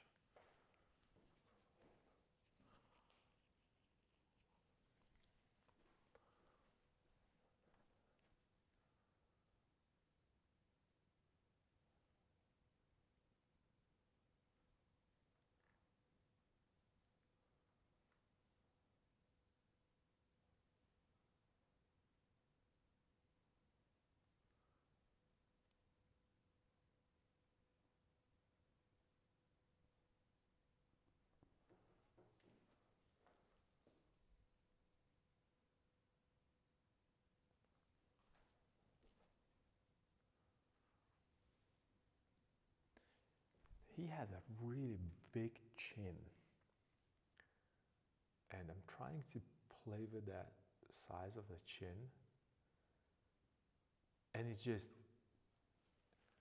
when I'm looking at the painting, it looks it's too big. When I'm comparing it to his chin, it looks too small. This is like a weird conundrum, but I'm gonna. Why?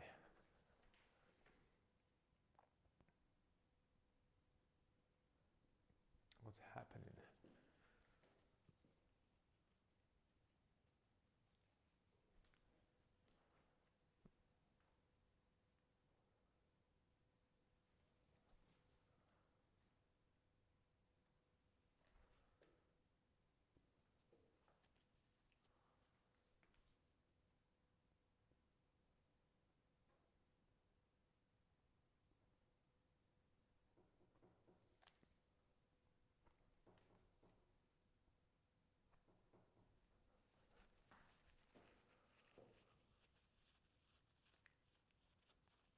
Yeah, this should be.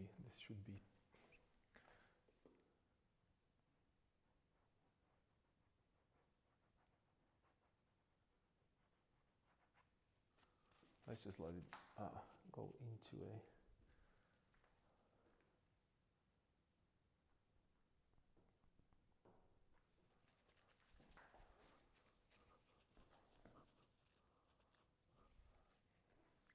Yeah, I will have to do the pattern, and then I will have to adjust this side. That's what bothers me the most right now. I don't kind of like it here because, and the reason is because I don't know where the pattern is going to be, and I'm going to just dissolve it into pattern rather than playing with it right now. Yeah, it's just too much. And it's getting like kind of a dull desaturated pigment.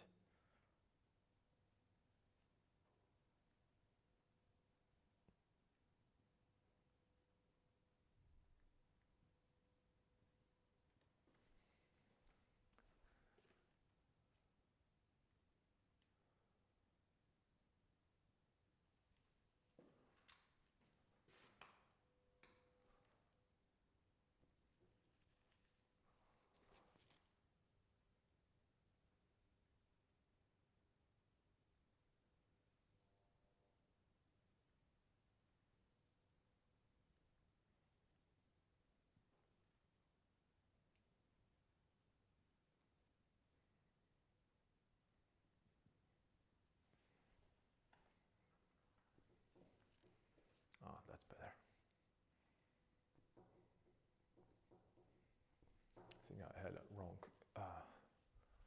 chroma there.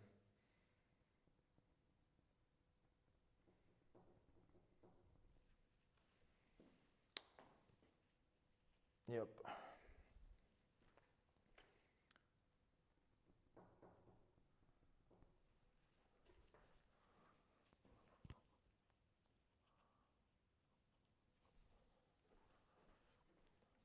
And then a little bit of this right here.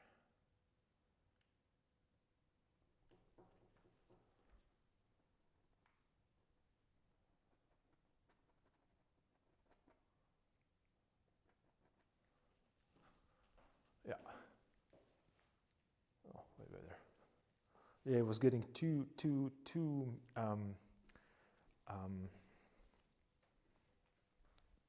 not necessarily monochromatic, but it was too close in values, and it had very little chroma. I needed to make it a little bit more chromatic.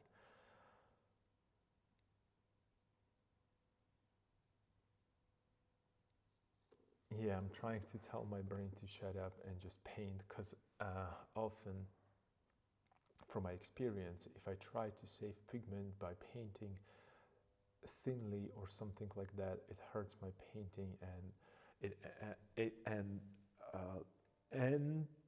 the end result isn't great. In the surface, I got plenty of that because of my friend's donation. I'm painting on the cheap wood-like panel. It was already coated with a gesso and oil primer. To be honest, I should paint on something more expensive though. Like on linen surface, I did only once, and then one got sold. Yeah, see, well, for me, I like, for instance, right now I'm looking at this board right here that I have because I was preparing for that exam, and I see it like being here, and this is just a really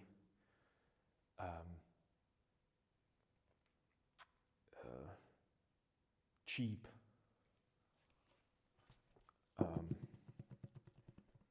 it's like when you think about what's the brand, ampersand, wait a second, where do I have these little like gesso boards? Like they're made of this. This is like, oops, I'm knocking things around here. Like this is like a very bad old painting of eggs of mine. So just a second, because my camera got disconnected. Okay, just a second.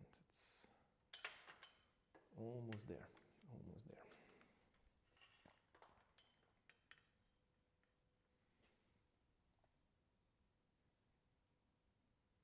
Are we back?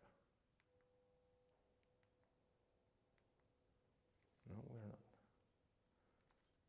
What's happening?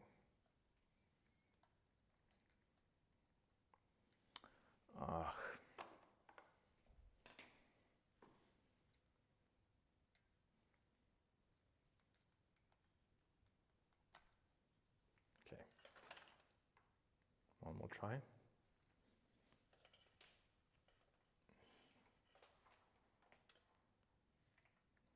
Okay, I should probably secure this a little bit better. Stop doing this.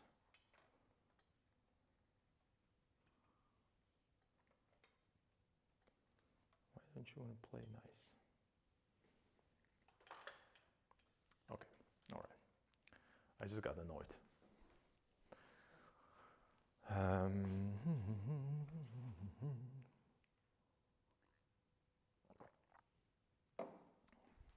Give me a second, I'm gonna grab a piece of tape. And I'm gonna tape you there.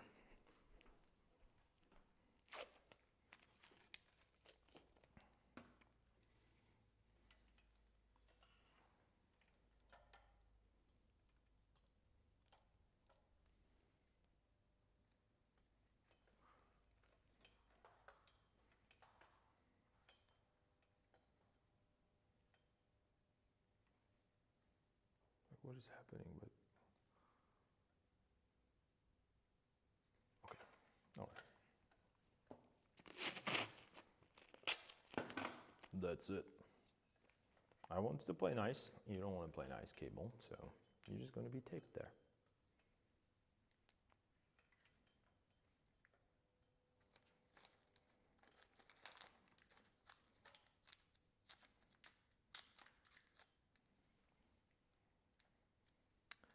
Right, and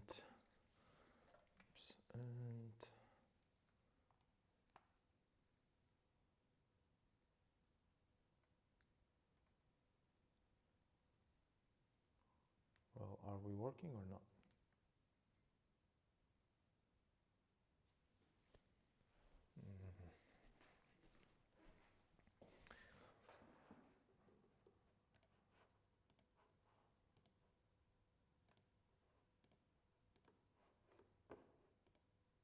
And right now it just doesn't work, really? Maybe for real?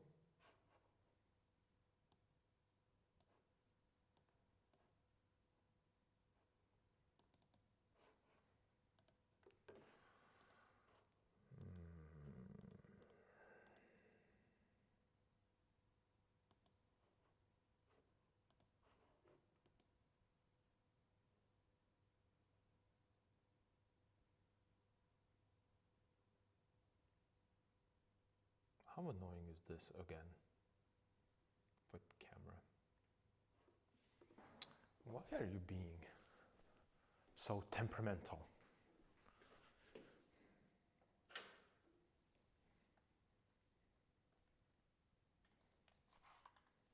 All right.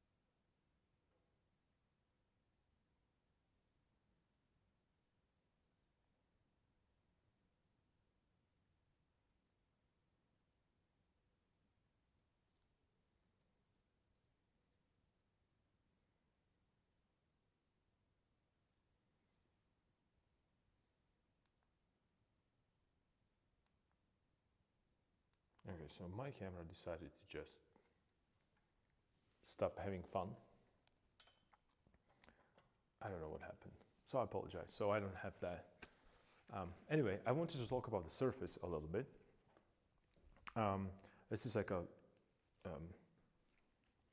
it's called a gesso board, and it's like a, it's that, how would you call it? It's a, it almost, I think, honestly, I don't know how it is made exactly, but I think it's like a special kind of glue mixed with parts of wood that was when you're cutting, you're having like, it's not splinters, it's like a wood dust, and then it's pressed really hard and it creates like a board, and you can put a gesso on top of it. That's what you are referring to. And the thing is that it's already prepared for painting. You can buy them in the store. They're pre-made.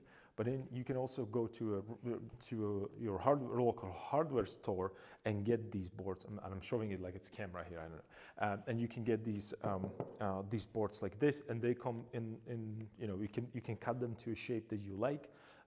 It's the same thing.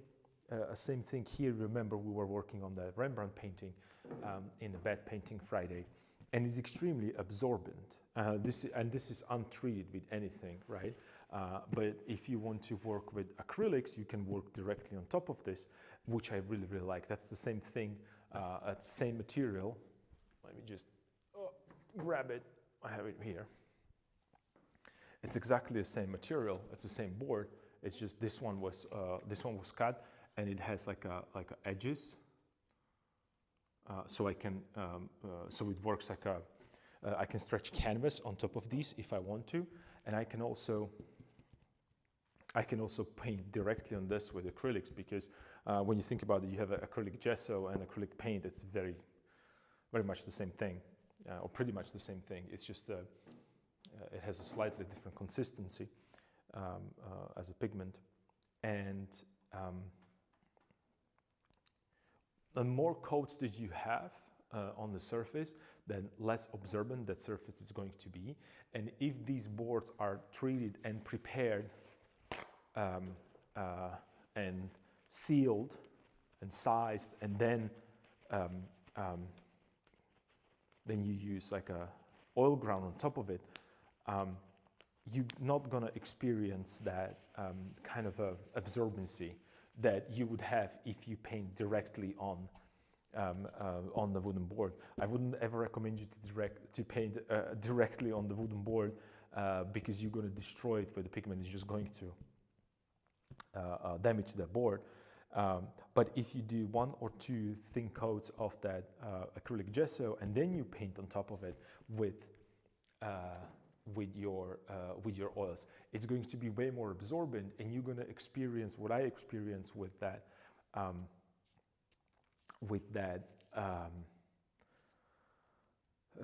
Rembrandt copy that I did, that you could see while I was painting, and I actually squeezed the pigments on top of the canvas. I didn't even use the palette, and I was painting directly in.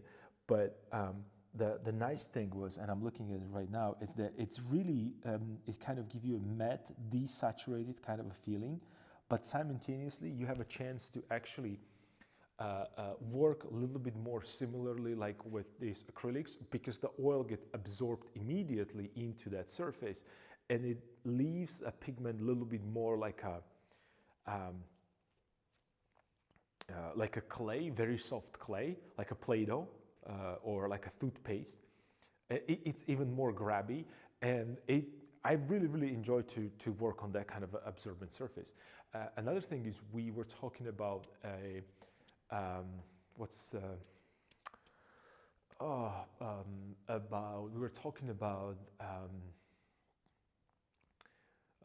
Nikolai Fashion, and he used a specially prepared canvases. I have one of those canvases here as well. It almost seems like I have it prepared for this lecture, but or lecture, I wouldn't even call it lecture. And this is prepared like with a special, extremely also absorbent treatment to this canvas. And what happens is, the moment that you're applying the pigment, it's starting to sink in immediately, and it not necessarily dries out, but it feels like it's that a pigment almost completely, how would I put this? You remember I talked about impressionism, when you want to be a little bit more expressive with your pigment, and when you want to get a little bit more of that a texture, you have different ways to approach it. You can add additives to it, right? And by additives, I mean you can put that calcite with linseed oil, or boiled linseed oil, or stand oil rather, or sun-dried linseed oil, whatever, whichever variant are you using. And that will give you a certain consistency of a pigment and the way how you can apply it. Same goes for surfaces. There are painters that prefer very thin and smooth surface, because they're saying that it feels like it's just the niceness of the canvas makes them feel happy, and the pigment applies nicely to it. I'm not really one of those painters that need particularly a specific surface, only because I work with layers. So by the time I'm getting to my final layer, I already have multiple layers of oil. So my final pass, it's going to be the one like the very smooth and nice. This is all rough, this is difficult, but here I'm here already working with a really, really nice kind of a canvas that represents something that, you know, that will be your beginning layer with the oil ground, right? Because that's really nice ground. I mean, painting on the oil ground is just, can be better. It can be better. Yeah, I tried that with oil paper. They said it's prepared and ready for painting, but I don't like how absorbent it was. I also made mine super smooth, didn't like how slippery it was, so I have to find a nice balance. See, and these are the things that, and I wouldn't really recommend you to immediately go to, oh, this is the surface that I like, and I'm gonna paint on this one only. I am choosing my surfaces depends on what kind of painting I'm going to work on. This one is, again, rougher, a little bit more impressionistic. I wanted to have a canvas with a little bit of tooth to it. If I'm going to do that kind of a very detailed, transparent, grisaille in style of Daniel Bilmes, I'm going to use very smooth canvas, like super smooth, because I want pigment to glide on the canvas, right? Rather than just being grabby, because I can wipe it very quickly, and it's extremely easy for me to manipulate these first couple layers on the surface. Another thing is, if I want something like chunky, impressionistic, like really heavy, applying a paint and pigment, and I want to work alla prima, I would definitely use a little bit more absorbent. Either it would be a board, or it would be that canvas that was treated the way that it's extremely absorbent. You have to be careful though, because not only that these surfaces have a different a feel to it when you apply pigment, they react with the pigments differently, right? So when you work on the smooth surface and you work thinly, it's going to have a completely different, it's going to react differently than if you work on surface that is rougher and you are putting the pigment really like impasto on your canvas. It's going to, you have to understand that if you have something like this, which is kind of like, this is not necessarily super thick, but I have some thick areas right here. That pigment could actually crack and break and chip away from a painting very easily. Whereas if you have a thin layers, it's not going to happen that easily. But also you can then experience these little small cracks, like a little lines that you can see in in the Da Vinci's paintings, because of the thin layers and the drying process. It's really I myself have paintings 10 years ago that are still okay, but then I have some from 2 years ago that I applied a pigment differently, and I was experimenting, and it's already starting to chip away from the surface. So experimenting, it's important part of finding out, and experimenting right now is going to help you not tomorrow, but in the span of 10 years. So the sooner you start with these experiments, the easier for you it's going to be in the future, or sooner, not sooner, as sooner you start, as you progress with your painting and experimenting, the larger your library of different surfaces is going to be. And I can show you this right now around me. I have just a regular shelf, which I paint with acrylics. I have the wooden board that was primed with whatever, I don't even remember what it was. I also have this canvas that is treated and prepared in a certain way with a specific, I wouldn't call it gesso, but specific, how do you call it, specific ground. And I have two other boards right here ready to be used. And these are also, this is a board, but there was a paper stretch on top of it, and it's treated with a gesso. And then I have another paper, and you can see the slight difference between them, which has acrylic gesso there, so slightly different. And when I say gesso, I mean analog of gesso, right? So that's that. And then I have another one right here around me. And I know that I'm talking too much about canvases, but it's just where was right here, like 2 seconds ago.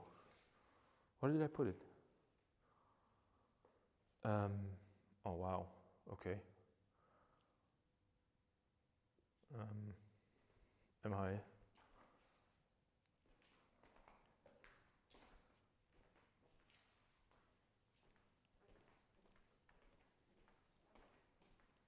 Give me a second.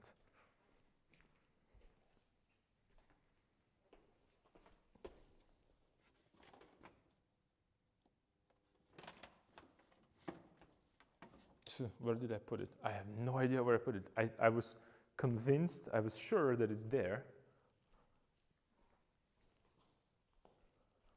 But anyway, I had a little piece of a canvas there, which was kind of like a orange color, and it wasn't orange. It was actually that mixture of that calcite with a pigment, and applied on the surface as a different type of ground. So I have no idea where I put it. Am I losing my mind? I believe I do.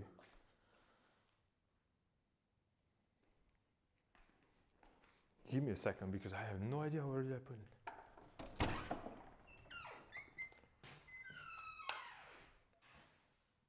Maybe I need a break. It's not even here in the very deep corners of my of my studio.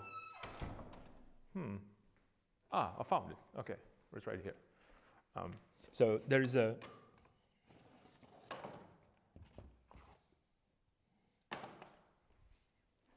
It's right here. So this is the one that I was looking for, and it's a different ground. And then I have, this is just a cardboard. And when I say cardboard, I mean it was. You can cut it out from the boxes that you get delivered stuff from, and this was actually treated with a transparent PVA that I put on top of it. So it's kind of glue. You might actually find it in the store as a glue. It's transparent glue that is water resistant. So it's kind of sealed the surface that you can paint on. And this is like a little like a experiment with the apple, like a little still life that I wanted to do, but then I decided that probably this is not the best surface to use it for. But you can use this for sketches, and it's kind of every one of these, and these are surfaces that are randomly laying around my studio because I never know what kind of surface do I want to use. Let's say here behind this, I have a piece of paper that was coated with like a gold acrylic paint, only because I wanted to have the feeling of the kind of very reflective, very chromatic underpainting, right? So, and it's a little piece that left from that experiment that's right here. Then I have where is it? Ah, there it is. I have this little piece of paper right here, which is watercolor paper that was covered by shellac. So that's another surface that you can use. And these are not something that I would, like I said, this is not something that I would do commissions on, right? Or portraits of painters or something like that. Never. I wouldn't probably do it, but maybe for fun, like a quick sketch, I would do it. But I wouldn't consider these as like a kind of a studio, or not studio, like a museum prepared surfaces, so it can withhold a long time. So it's fun to experiment with these things.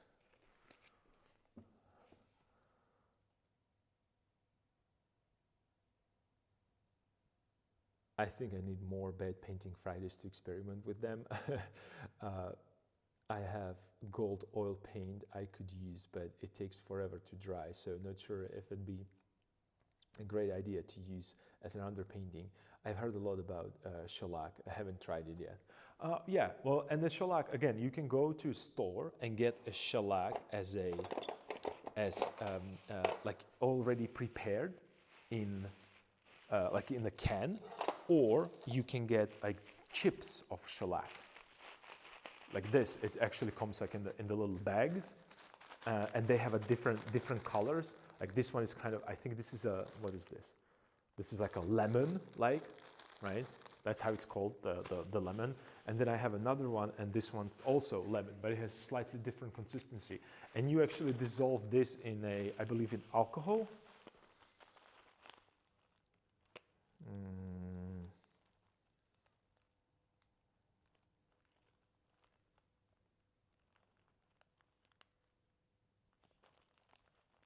Depend on which shellac do you want to use. Okay. Ethanol, yeah, it should be ethanol. So there's all kinds of different things. And another thing that you could use is a like canvas like this, which is you have a canvas, and instead of giving it a white coat, you have a transparent coat of. Well, this is still in. Because I bought it. It was pre-made, so it has a transparent layers of gesso, transparent gesso. You can get it. I use it as a palette actually, so for mixing the colors. So I have that right here, and I'm just walking around around the studio, and I'm looking for different surfaces. By the way, you mentioned you have a gold oil paint. This is not oil paint. This is a acrylic. This is gold acrylic, and I did it long time ago because I was working on that kind of a feeling of I wanted to create like a feeling of that it's like an icon. So it has. I didn't want it to use a gold leaves directly because it's a lot of hassle with it, and it costs money. But I also I was actually in my storage unit, and I found that I have a canvas prepared that was actually covered with the gold leaves that you can paint on top of. So there is zillions of surfaces that you can use. It's kind of fun.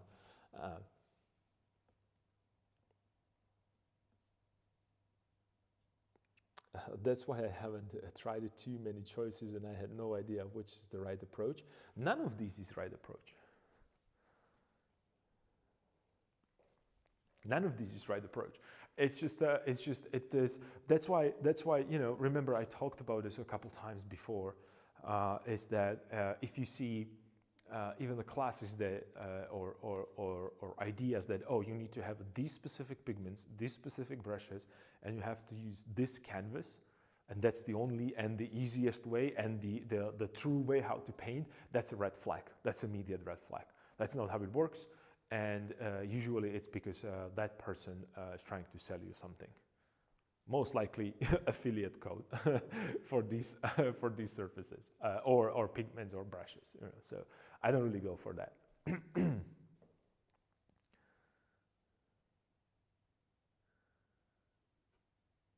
You're sure, but not sure if I feel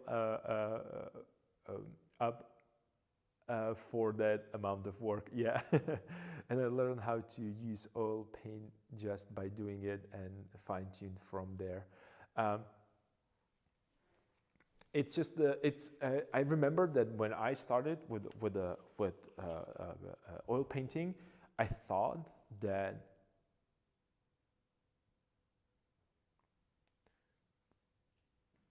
beautiful wooden board with a rabbit skin glue and oil ground, and then smooth it perfectly, it's the best and the only way to paint, because the process while I was making it made me feel very happy, and then also the process of actually touching it, that feeling of oil ground made you feel a little bit more like a painter. I was convinced that that's the only way how to paint, and I will never paint the other way. And then I realized that I am wrong, because there is a plenty of different ways to paint. And it all comes down to what I talk about all the time. That's a composition. So if composition requires a certain paint application, which I can't really achieve by using, let's say, smooth surface. That's it. That's the decision was made, because composition is a number one, and it's always going to be number one for me, particularly, unless someone come up with something a little bit more convincing for me than composition. Composition is a number one, and it's not only about how am I going to compose it within I don't know, like within the square or within the rectangle. It's definitely about all the elements, including a surface that you paint on, because it's going to reflect a certain way. And you can tell immediately differences between the different surfaces that a particular painting was painted on. I still have that metal sheet, which is like a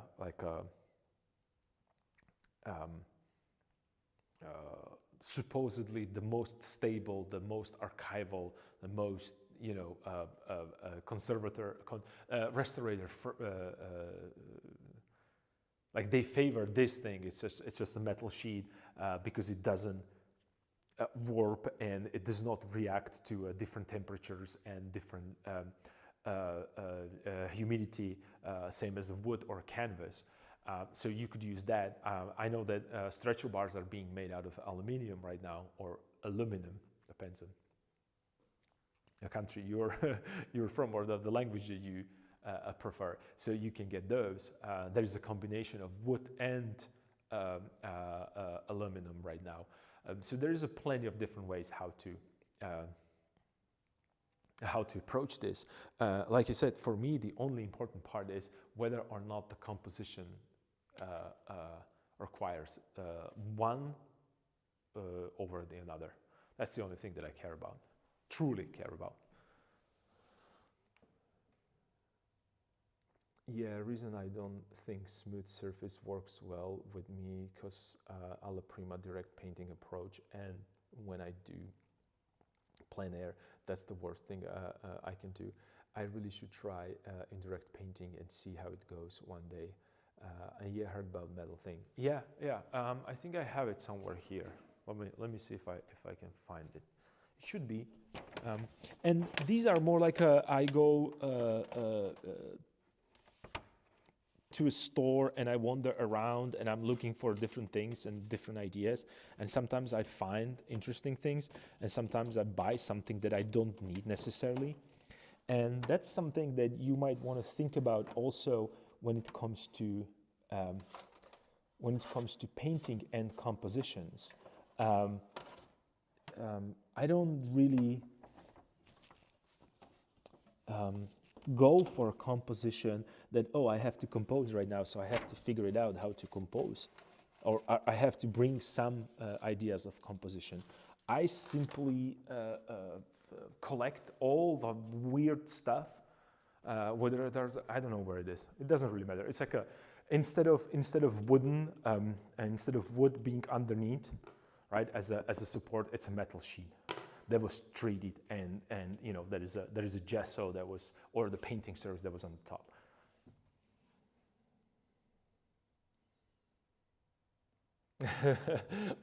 Should I find your lost pliers? Okay, if I'm looking for your lost pliers, you should probably start looking for all the other materials that I don't know where I put.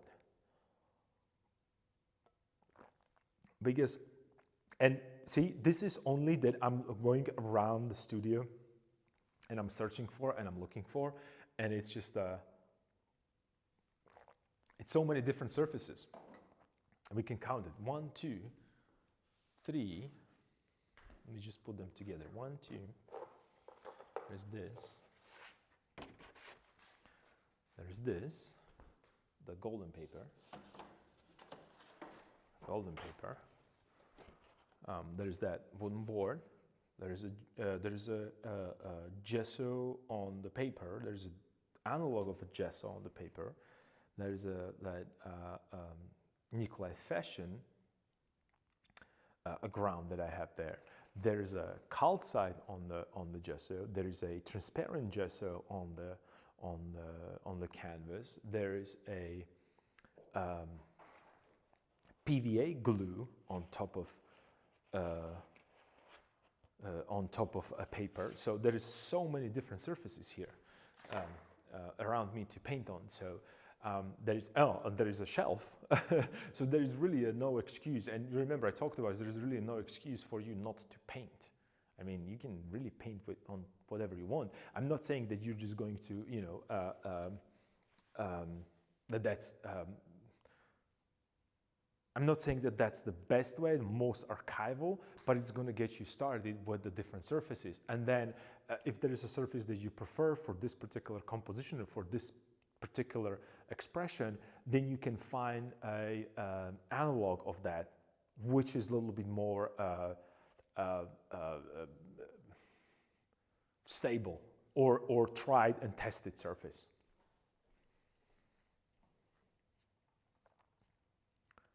So yeah, and it's getting really dark here. I don't think I can continue. Let me work a little bit more, because again, you should stop me from talking, because I start this discussion and it's not going to be end of this.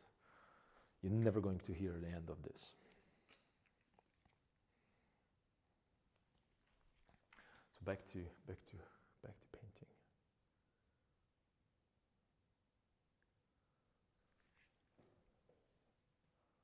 But all these surfaces, like I said, it's like a composition. I'm not thinking consciously that, oh, I have to compose something new right now. I'm just piling things like you see here. And at one point I'll be like, okay, right now, this might be a right time to use this particular thing. So I reach for it and I'm going to use it. But it's not like I would be, oh, I need a specific piece of paper, I don't know, with shellac. Right? It's just, it is here, and then I'm thinking, oh, maybe this, because it's like a kind of a rougher surface, might be kind of cool to use, because, you know, I don't know, like charcoal can be laid down nicely on top of this. So that's more how I think about it. And the same goes for composition. I have a bunch of, you know, just weird sketches that I liked, and they're laying there, and, you know, maybe one day I'm going to be able to use them in some weird way. So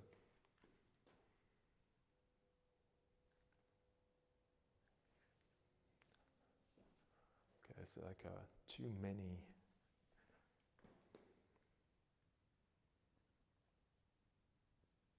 I need to simplify it a little bit, that ear.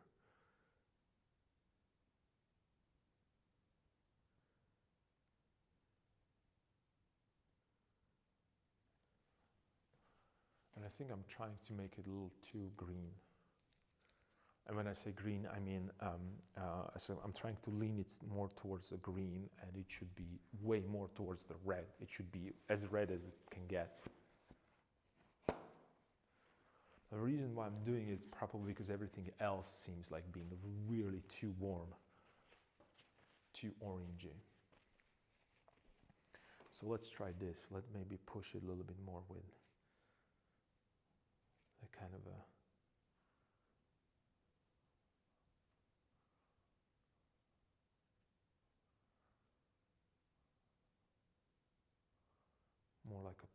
pinkish.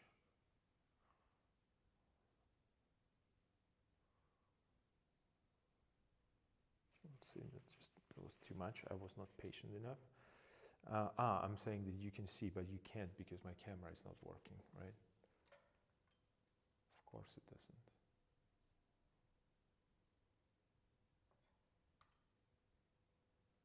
I must have done something again.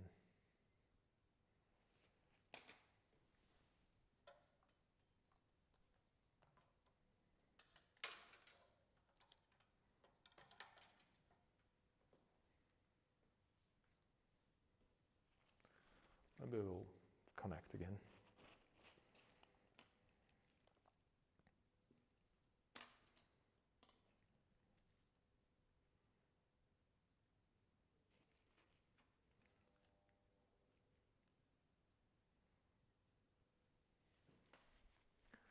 All right, so let's push this a little bit. Okay, no, I need a darker value there. Okay, so I need to go darker, redder. That's too much.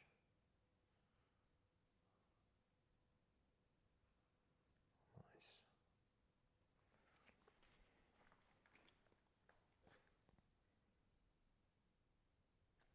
Because I need a little bit softer edge there, and then a little bit of this. Same value, but different.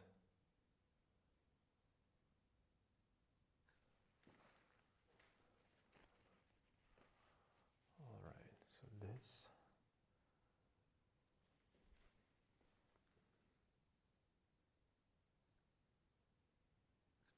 And this. Because I need to form that ear a little bit more.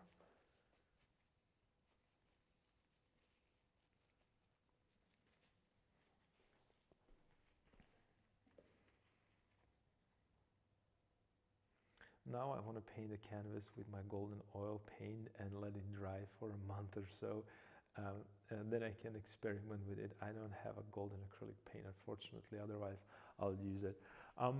You could maybe dilute that pigment with a little bit of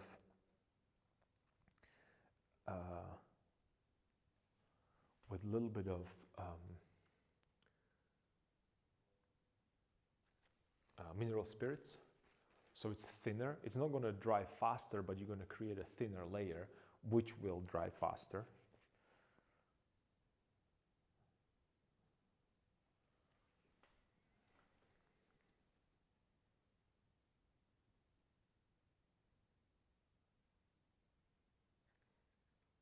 So that might be something to, to experiment with, perhaps. Also with the drying times for a.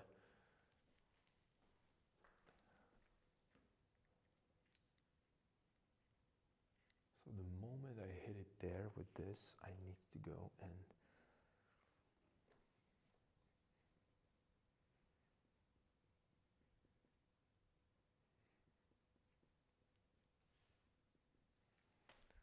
make it a little bit more this way.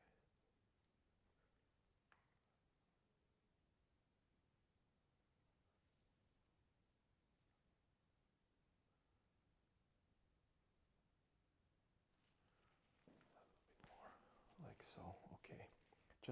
I'm softening everything right now.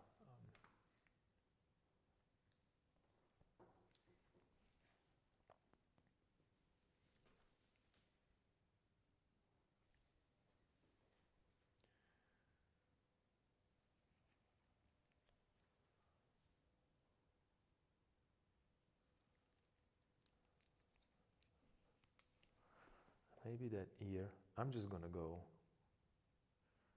and make that ear a little bit crazy red.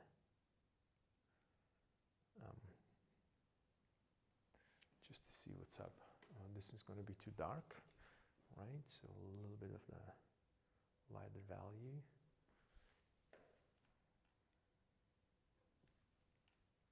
That's what I'm looking for. Okay, all right. Yep.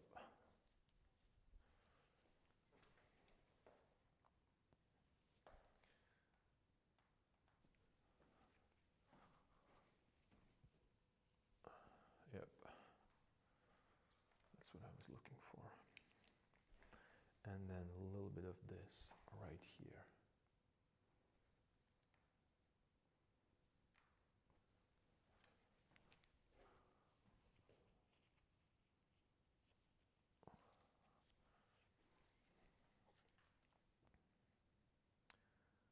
Cool.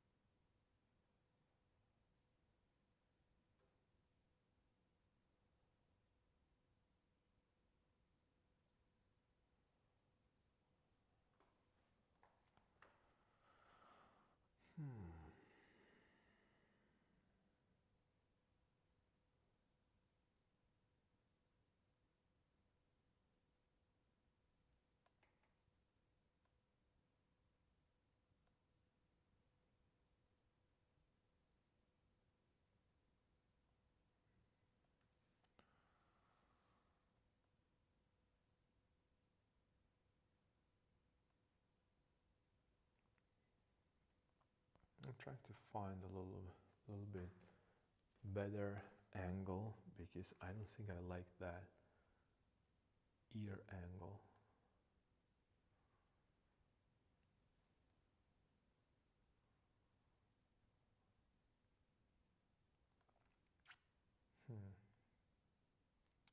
See, this is why I prefer to paint from life or from imagination. Because if he was here, I ask him to move his head a little bit left or right, or I could go around and find a different position for his ear. But now, unfortunately, I'm kind of stuck with the position.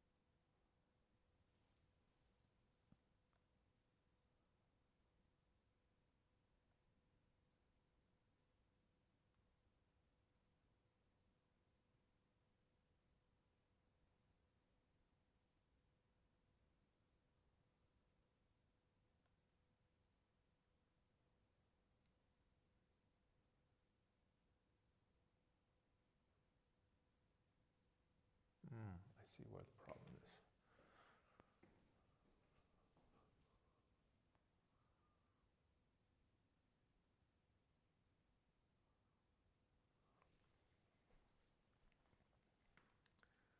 I think it's a little too small. Let's make it a little bigger.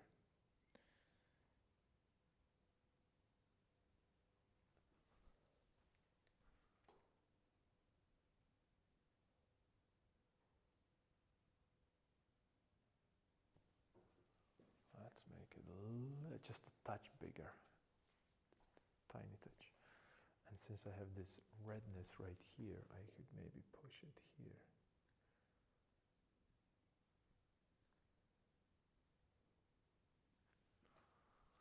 In his nose. Okay, so it's a little bit more.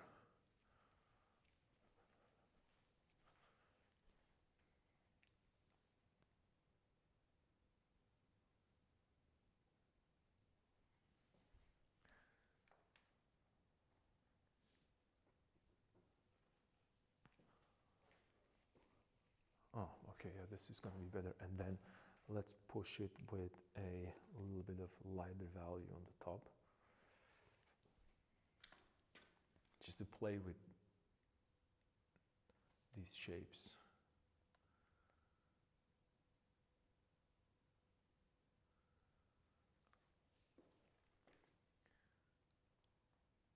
So maybe here, like a lighter value.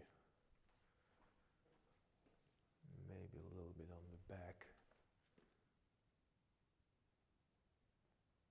Like so, okay.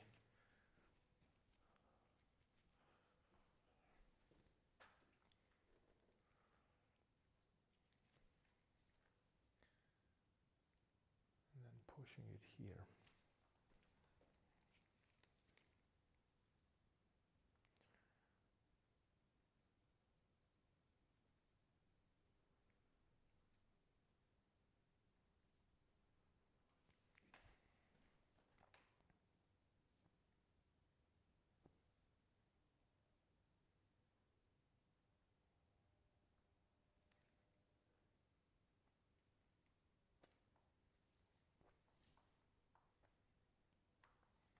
Okay, so it's going to be slightly darker, so I can. So it kind of helps that, because I was trying to. Speaking of medium, since I'm using no medium, I'm forced to paint more quickly, right? I'm glad I did that, because blending is actually fun, more impressionistic, because my brushstrokes are showing. I kind of paint suddenly with watercolors, so it's not going to dry. You don't need to paint quickly. You will see that if you paint thickly with no medium, even tomorrow, it's still going to be. You might see the little, like a little crust on the top, but that's not. Well, it depends on what do you mean by thick? Because for me, thick means really that. Thick for me means that I can start, and that's why I like to do it, because then I am correcting and moving and shaping the pigment on the canvas once it's there.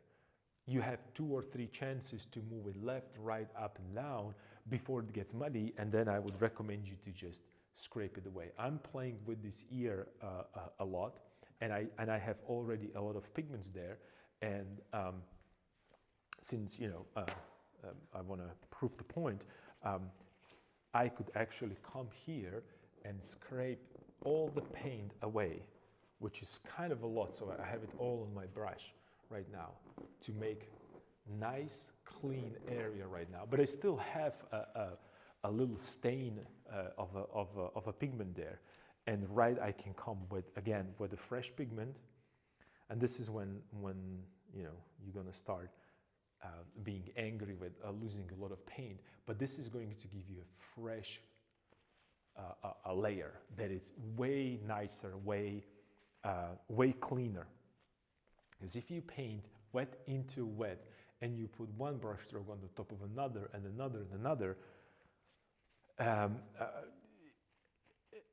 the colloquially, or our colloquial term would be it's getting muddy. It's more like you are putting, you are making your mixtures soft in the places that you want to have a contrast, rather than just calling it muddy. I don't really like the muddy expression or muddy idea, because paint cannot be muddy. It could be desaturated or low chroma, or milky. I heard like muddy and milky and so on and so forth. I don't think about pigments this way. I think about them having a wrong value in the wrong place, and wrong saturation and wrong opacity and wrong or incorrect rather than just wrong. And the more pigment that you have on the canvas, it's the same way, like more paints you start adding to your mixtures, the less fresh it's going to be. I don't know, like it's really difficult to explain that perfectly. When I don't have a camera, I cannot show it to you. I wish I have that camera rolling. But again, I did something. I think I disconnected some cables when I tripped over them. So, my bad.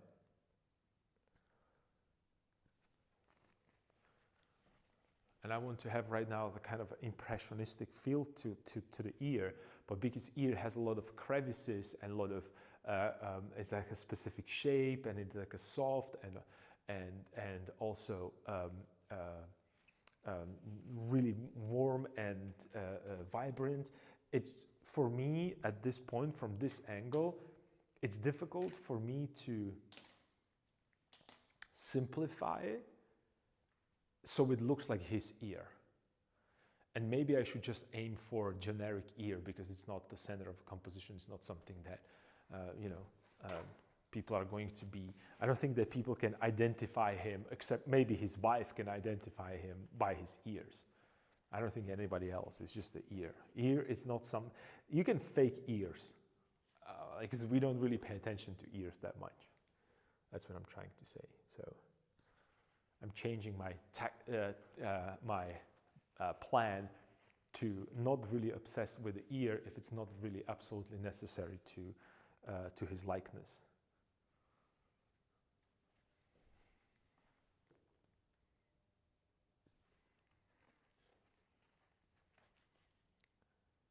Because that's what was happening. I was trying to simplify it, and I was trying to rotate it in the space and invent how would it look from slightly different angle, and it's not happening.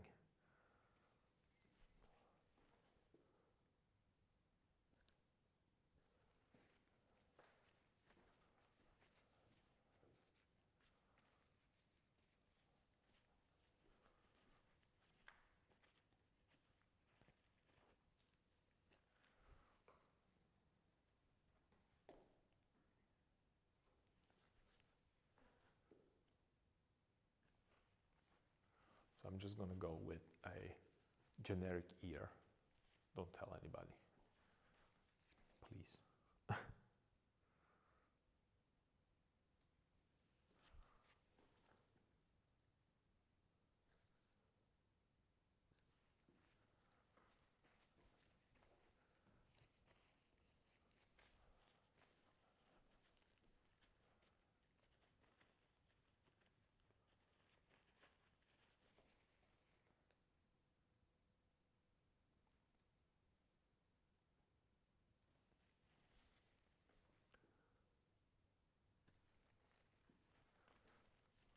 Yeah, starting to look more like ear right now than it was.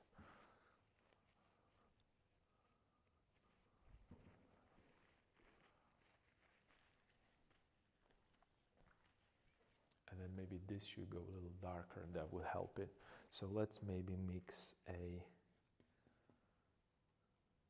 little bit of this, a little bit of white, but I can't see anymore. So let's make like a little gray, darker hair right here.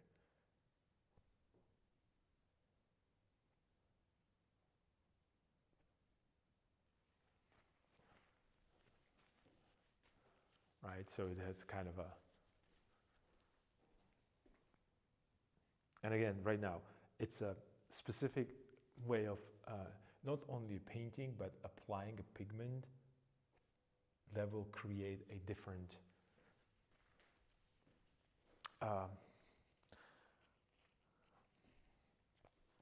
right? So it's not only just, oh, I'll come here and I'm gonna hold my brush here and then I'm just gonna do this. It's just gonna kill your painting.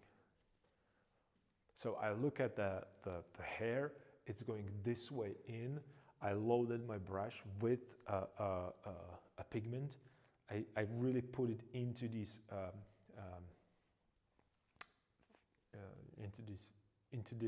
furrow, and then I want to have a brush stroke this way. And I know that the first touch with the brush is going to leave a lot of pain, and as I push it up, it's going to lose the intensity, and that's what I need. I need that effect of here being a darker, and as I go away, it's thinning out and it's spreading away. So that's what I'm doing with my brush as well, or I'm trying to think of how would it work, and I make it a little darker. So to bring it a little highlight on top of it, I'm going to make it lighter and more saturated. Like around, right around, like here maybe. Here. So automatically that contrast pushed it or separated it, so it's not as connected, and it's just a generic, it's going to be generic ear.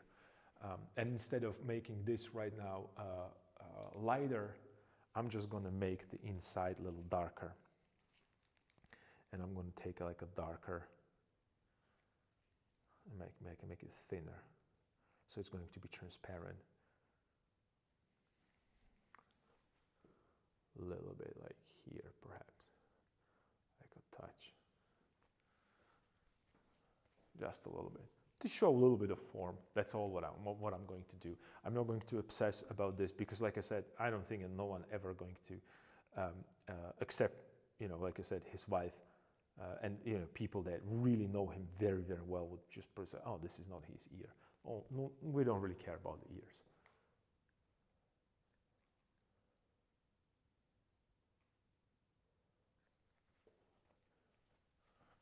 So just a little bit.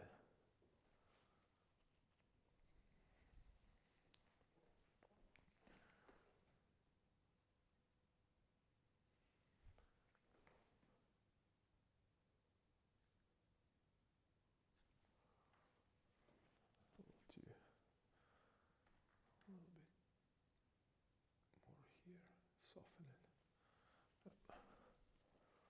So it just shows that a little bit better.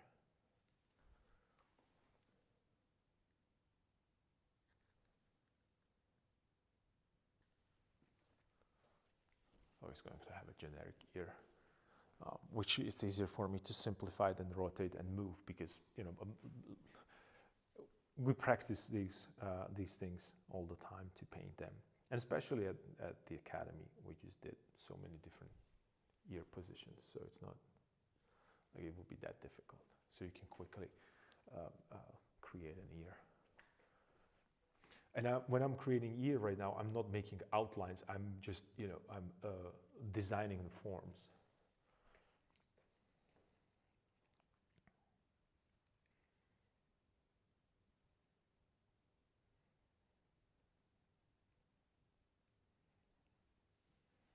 So I have a top form, side form.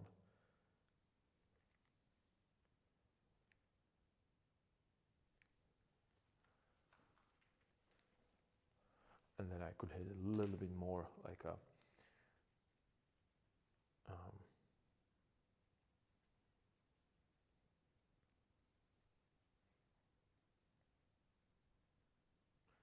little bit of shadow underneath the earlobe.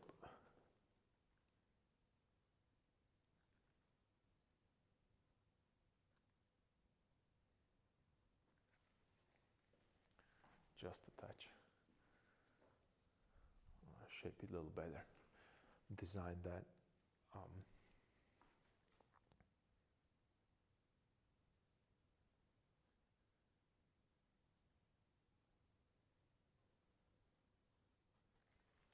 Design that shadow a little bit so it just helps that overall three-dimensional feel.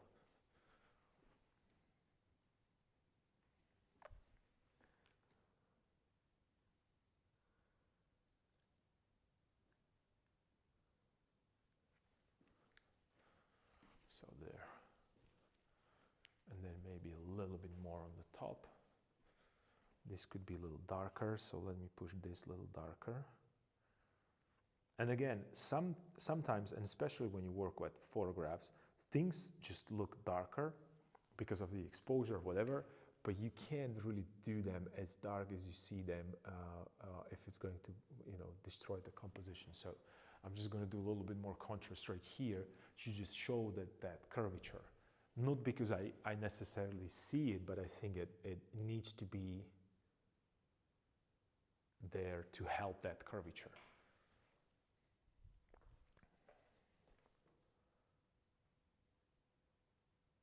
So this is a conscious design decision.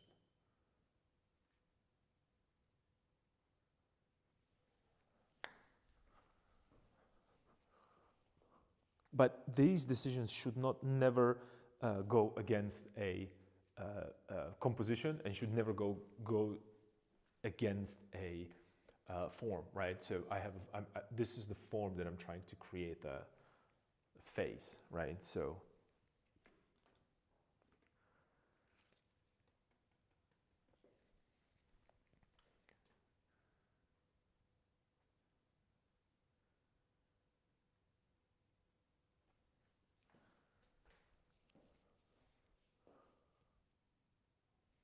right, and then maybe I could put a little bit of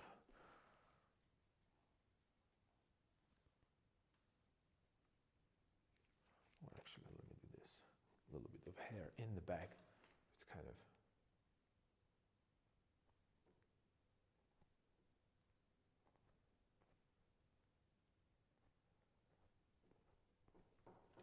So it kind of creates that a softness there, and kind of a cool bluish that separates the warmth of the ear from warmth of the canvas in the behind. And it's soft, and it's very close to same value as that. Not very close. It's the same value as that canvas behind, which will give the feeling of separation, but that kind of atmospheric perspective that is very, very far away in that.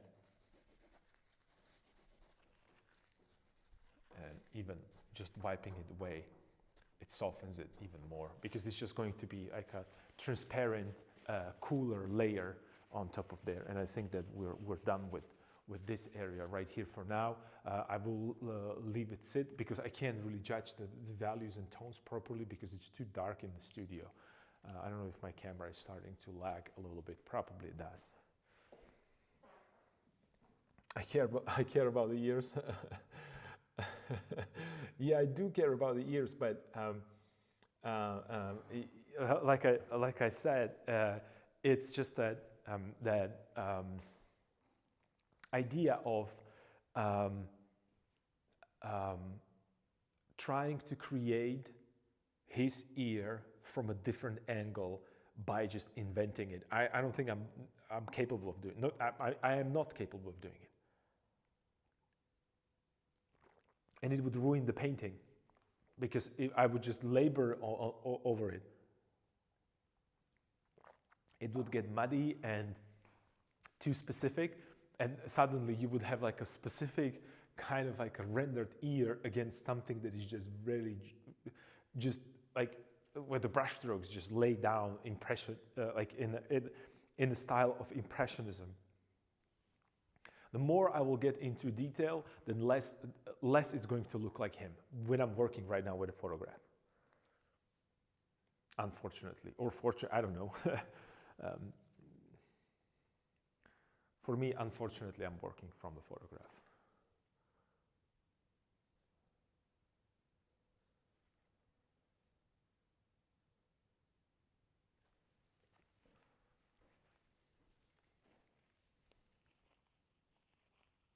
All right, so the last thing that's going to happen, we're going to put the frame there, and then I'm going to start working on that pattern, and that's what's going to take us. That's what's going to take us a while, but it's not as important as the face was. I think the face is okay for now. I'll do maybe little tweaks and adjustments depending on how much time will I have. But I think we're good when it comes to portrait. I'm not sure if it's time to light candles. Yeah, well, I'm afraid that with amount of fumes here in the studio, and obviously my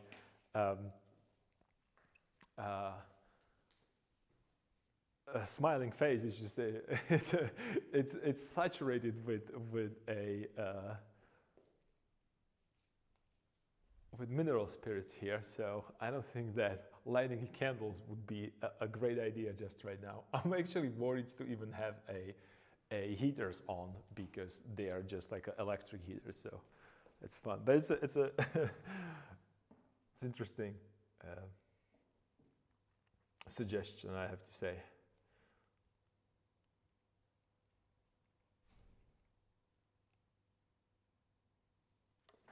So we have. I think we're good. Let's do upside down check. Let me just put it upside down so I can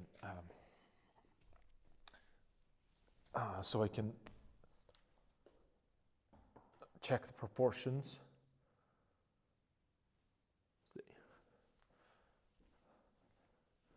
And the overall, yeah, I think it works. I was worried because I put the head in that kind of uncomfortable position, and then I needed to make this a little bit more towards the orange because of that reflection from the vest. I wasn't sure why it's not working, but the color harmony wasn't right. I need to adjust this a little bit because this is like a weird area right here. So maybe let me do that real quick with a little bit of white. So it goes here. Oh, it should be actually, maybe I could make it like a shadow. So it's going behind. More shadow, or darker shadow rather, darker value. Yeah, okay. All right. Yep, and this could go a little lighter. This could go a little lighter here. Just to soften that transition a little bit. That was something that bothered me for a while. And here is a question right now. Should I go and start actually placing these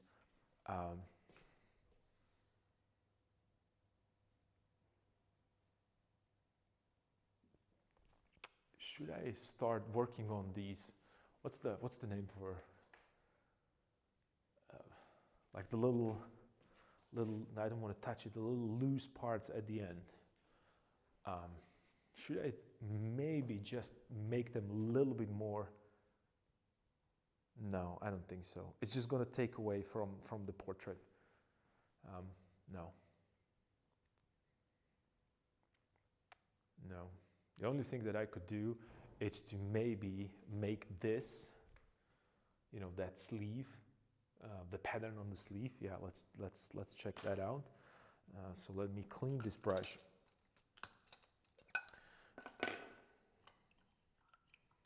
Temporarily.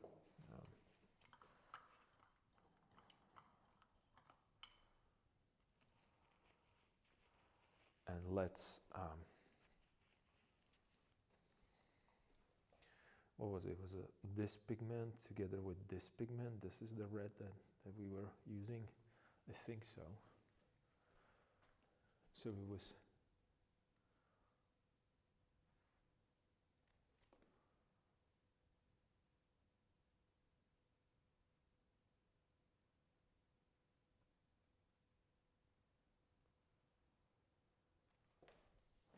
like so right here, yeah. And then since we are creating this, we can make it a little lighter here. But I should use, okay, I have to squeeze more white. So let's clean this up because I need pure white.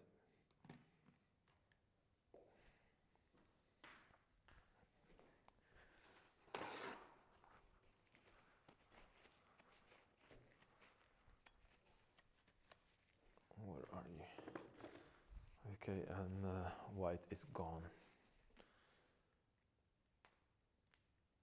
Another tube of white almost done. I'm gonna leave one squeeze there. So I'm going to make it a little lighter, but I'm also going to add a yellow into it because I need to keep the saturation. A little lighter, a little bit more saturated. And these are really tiny adjustments. And the reason is because you remember I made this a little lighter, so this part of a sleeve I could make a little lighter. Nice, cool. I'm gonna wipe my brush, all the pigment that I loaded it with, I'm gonna wipe it away because I want to make it a little smoother here. So it's on the top. So it's going to be a little bit more pronounced.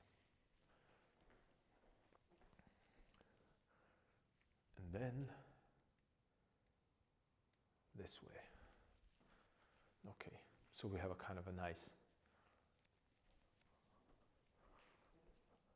and then it has a little bit of that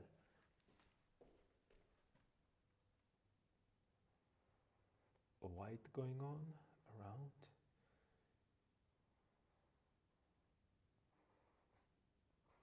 And around, and also a little bit of these, it almost looks like a crosses.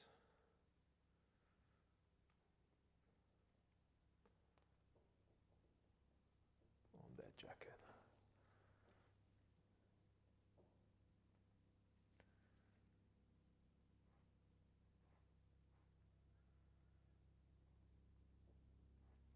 Okay. So there, and maybe just a touch to make a little bit more interest.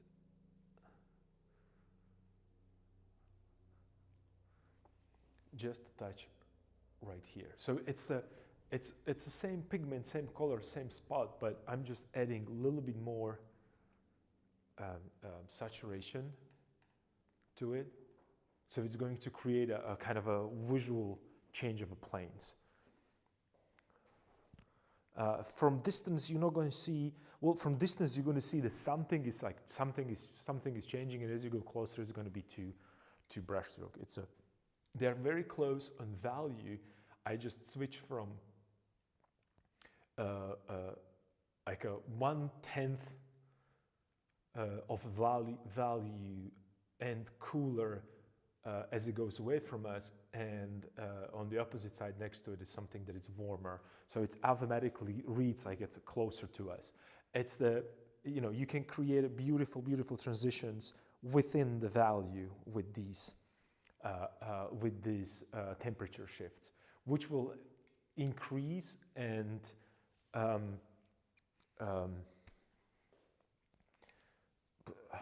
would I put this? Improve your painting tremendously. And it has nothing to do with painting necessarily. It's more about observing and understanding how that light works. And your pigments, how your pigments work as well. Yeah, I think we're good. I think we are finishing this. And maybe, but I don't think I'm going to do it because I kind of like that these shoes are in that kind of a underdeveloped stage. And I'm just going to push this a little bit more right here, the ornament on top of that. So that's probably the only thing that I'm going to work on, and that will be it. And also, I'm going to put the frame there, and let's see how it's going to look with the frame and what needs to be adjusted. Because again, I don't want frame to be better or more dominant than the portrait. There are a couple mistakes that are something that I'm not happy about, but important parts, important areas are there, which is okay.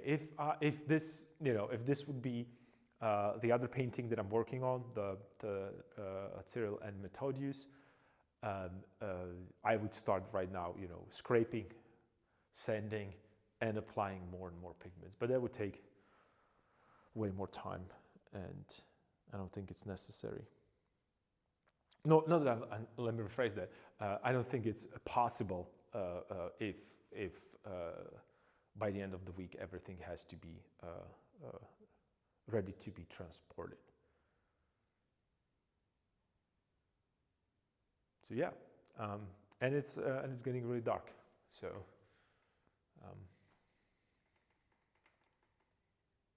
yeah,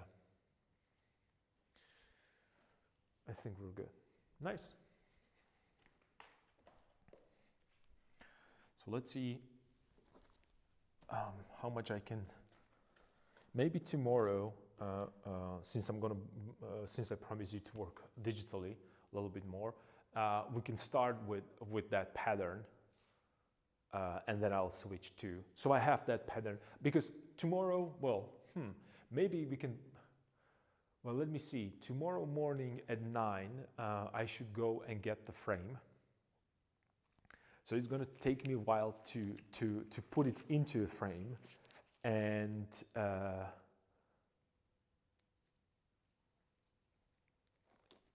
well,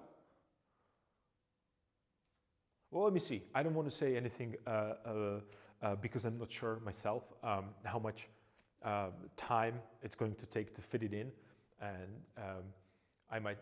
Something that I don't like this sleeve. It's just it has like one continuous curvature. I have to figure it out what to do there. Something that bothers me about it.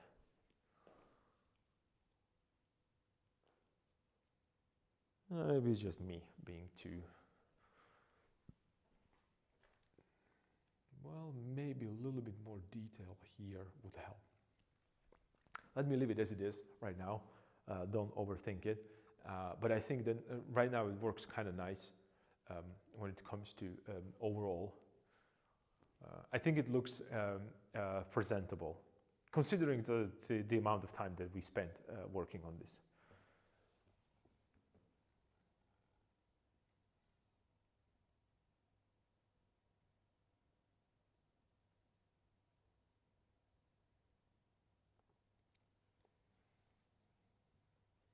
You like it? Thank you. I really, really appreciate it. Well, unfortunately, or fortunately, this is one of those bad painting Fridays when you're really trying to make it work by a finish line rather than just going and obsessing with certain things. And I think it has that kind of a fresh kind of a feel to it, so it's not like overworked. And usually most of my work, it's like labored and labored and labored. And this is, because of lack of, or actually not lack of, because of my really bad time management. So it's all good. It's all good. So I'm going to be here tomorrow. We're going to have a bed painting Friday, probably. I'm going to do the digital part because I also wanted to show you that organization in Pinterest that I have, something that I think about. When I just browse through, there are a couple things that I use for a couple other programs that I use or apps that I use for a kind of working with the ideas, and then maybe we can do some digital painting, something. I don't know. Or I can work a little bit on the computer, show you what I mean by that. The Pinterest organization and like the composition ideas and other software that I use to store the ideas, and then I can switch and we can maybe continue working on this. Let me see. I don't know, and it depends on the weather. Let's see what weather is going to tell us tomorrow. Thank you for joining me with this painting discourse. Like I said, I'm sorry that I was absent for a couple days, but I really wanted to. I wanted to, and I had to then because I signed for the academy and for the classes and the courses and the exams. Actually, it's all good, so fine. I'm back the regular schedule. So I'll see you tomorrow with a bed painting Friday.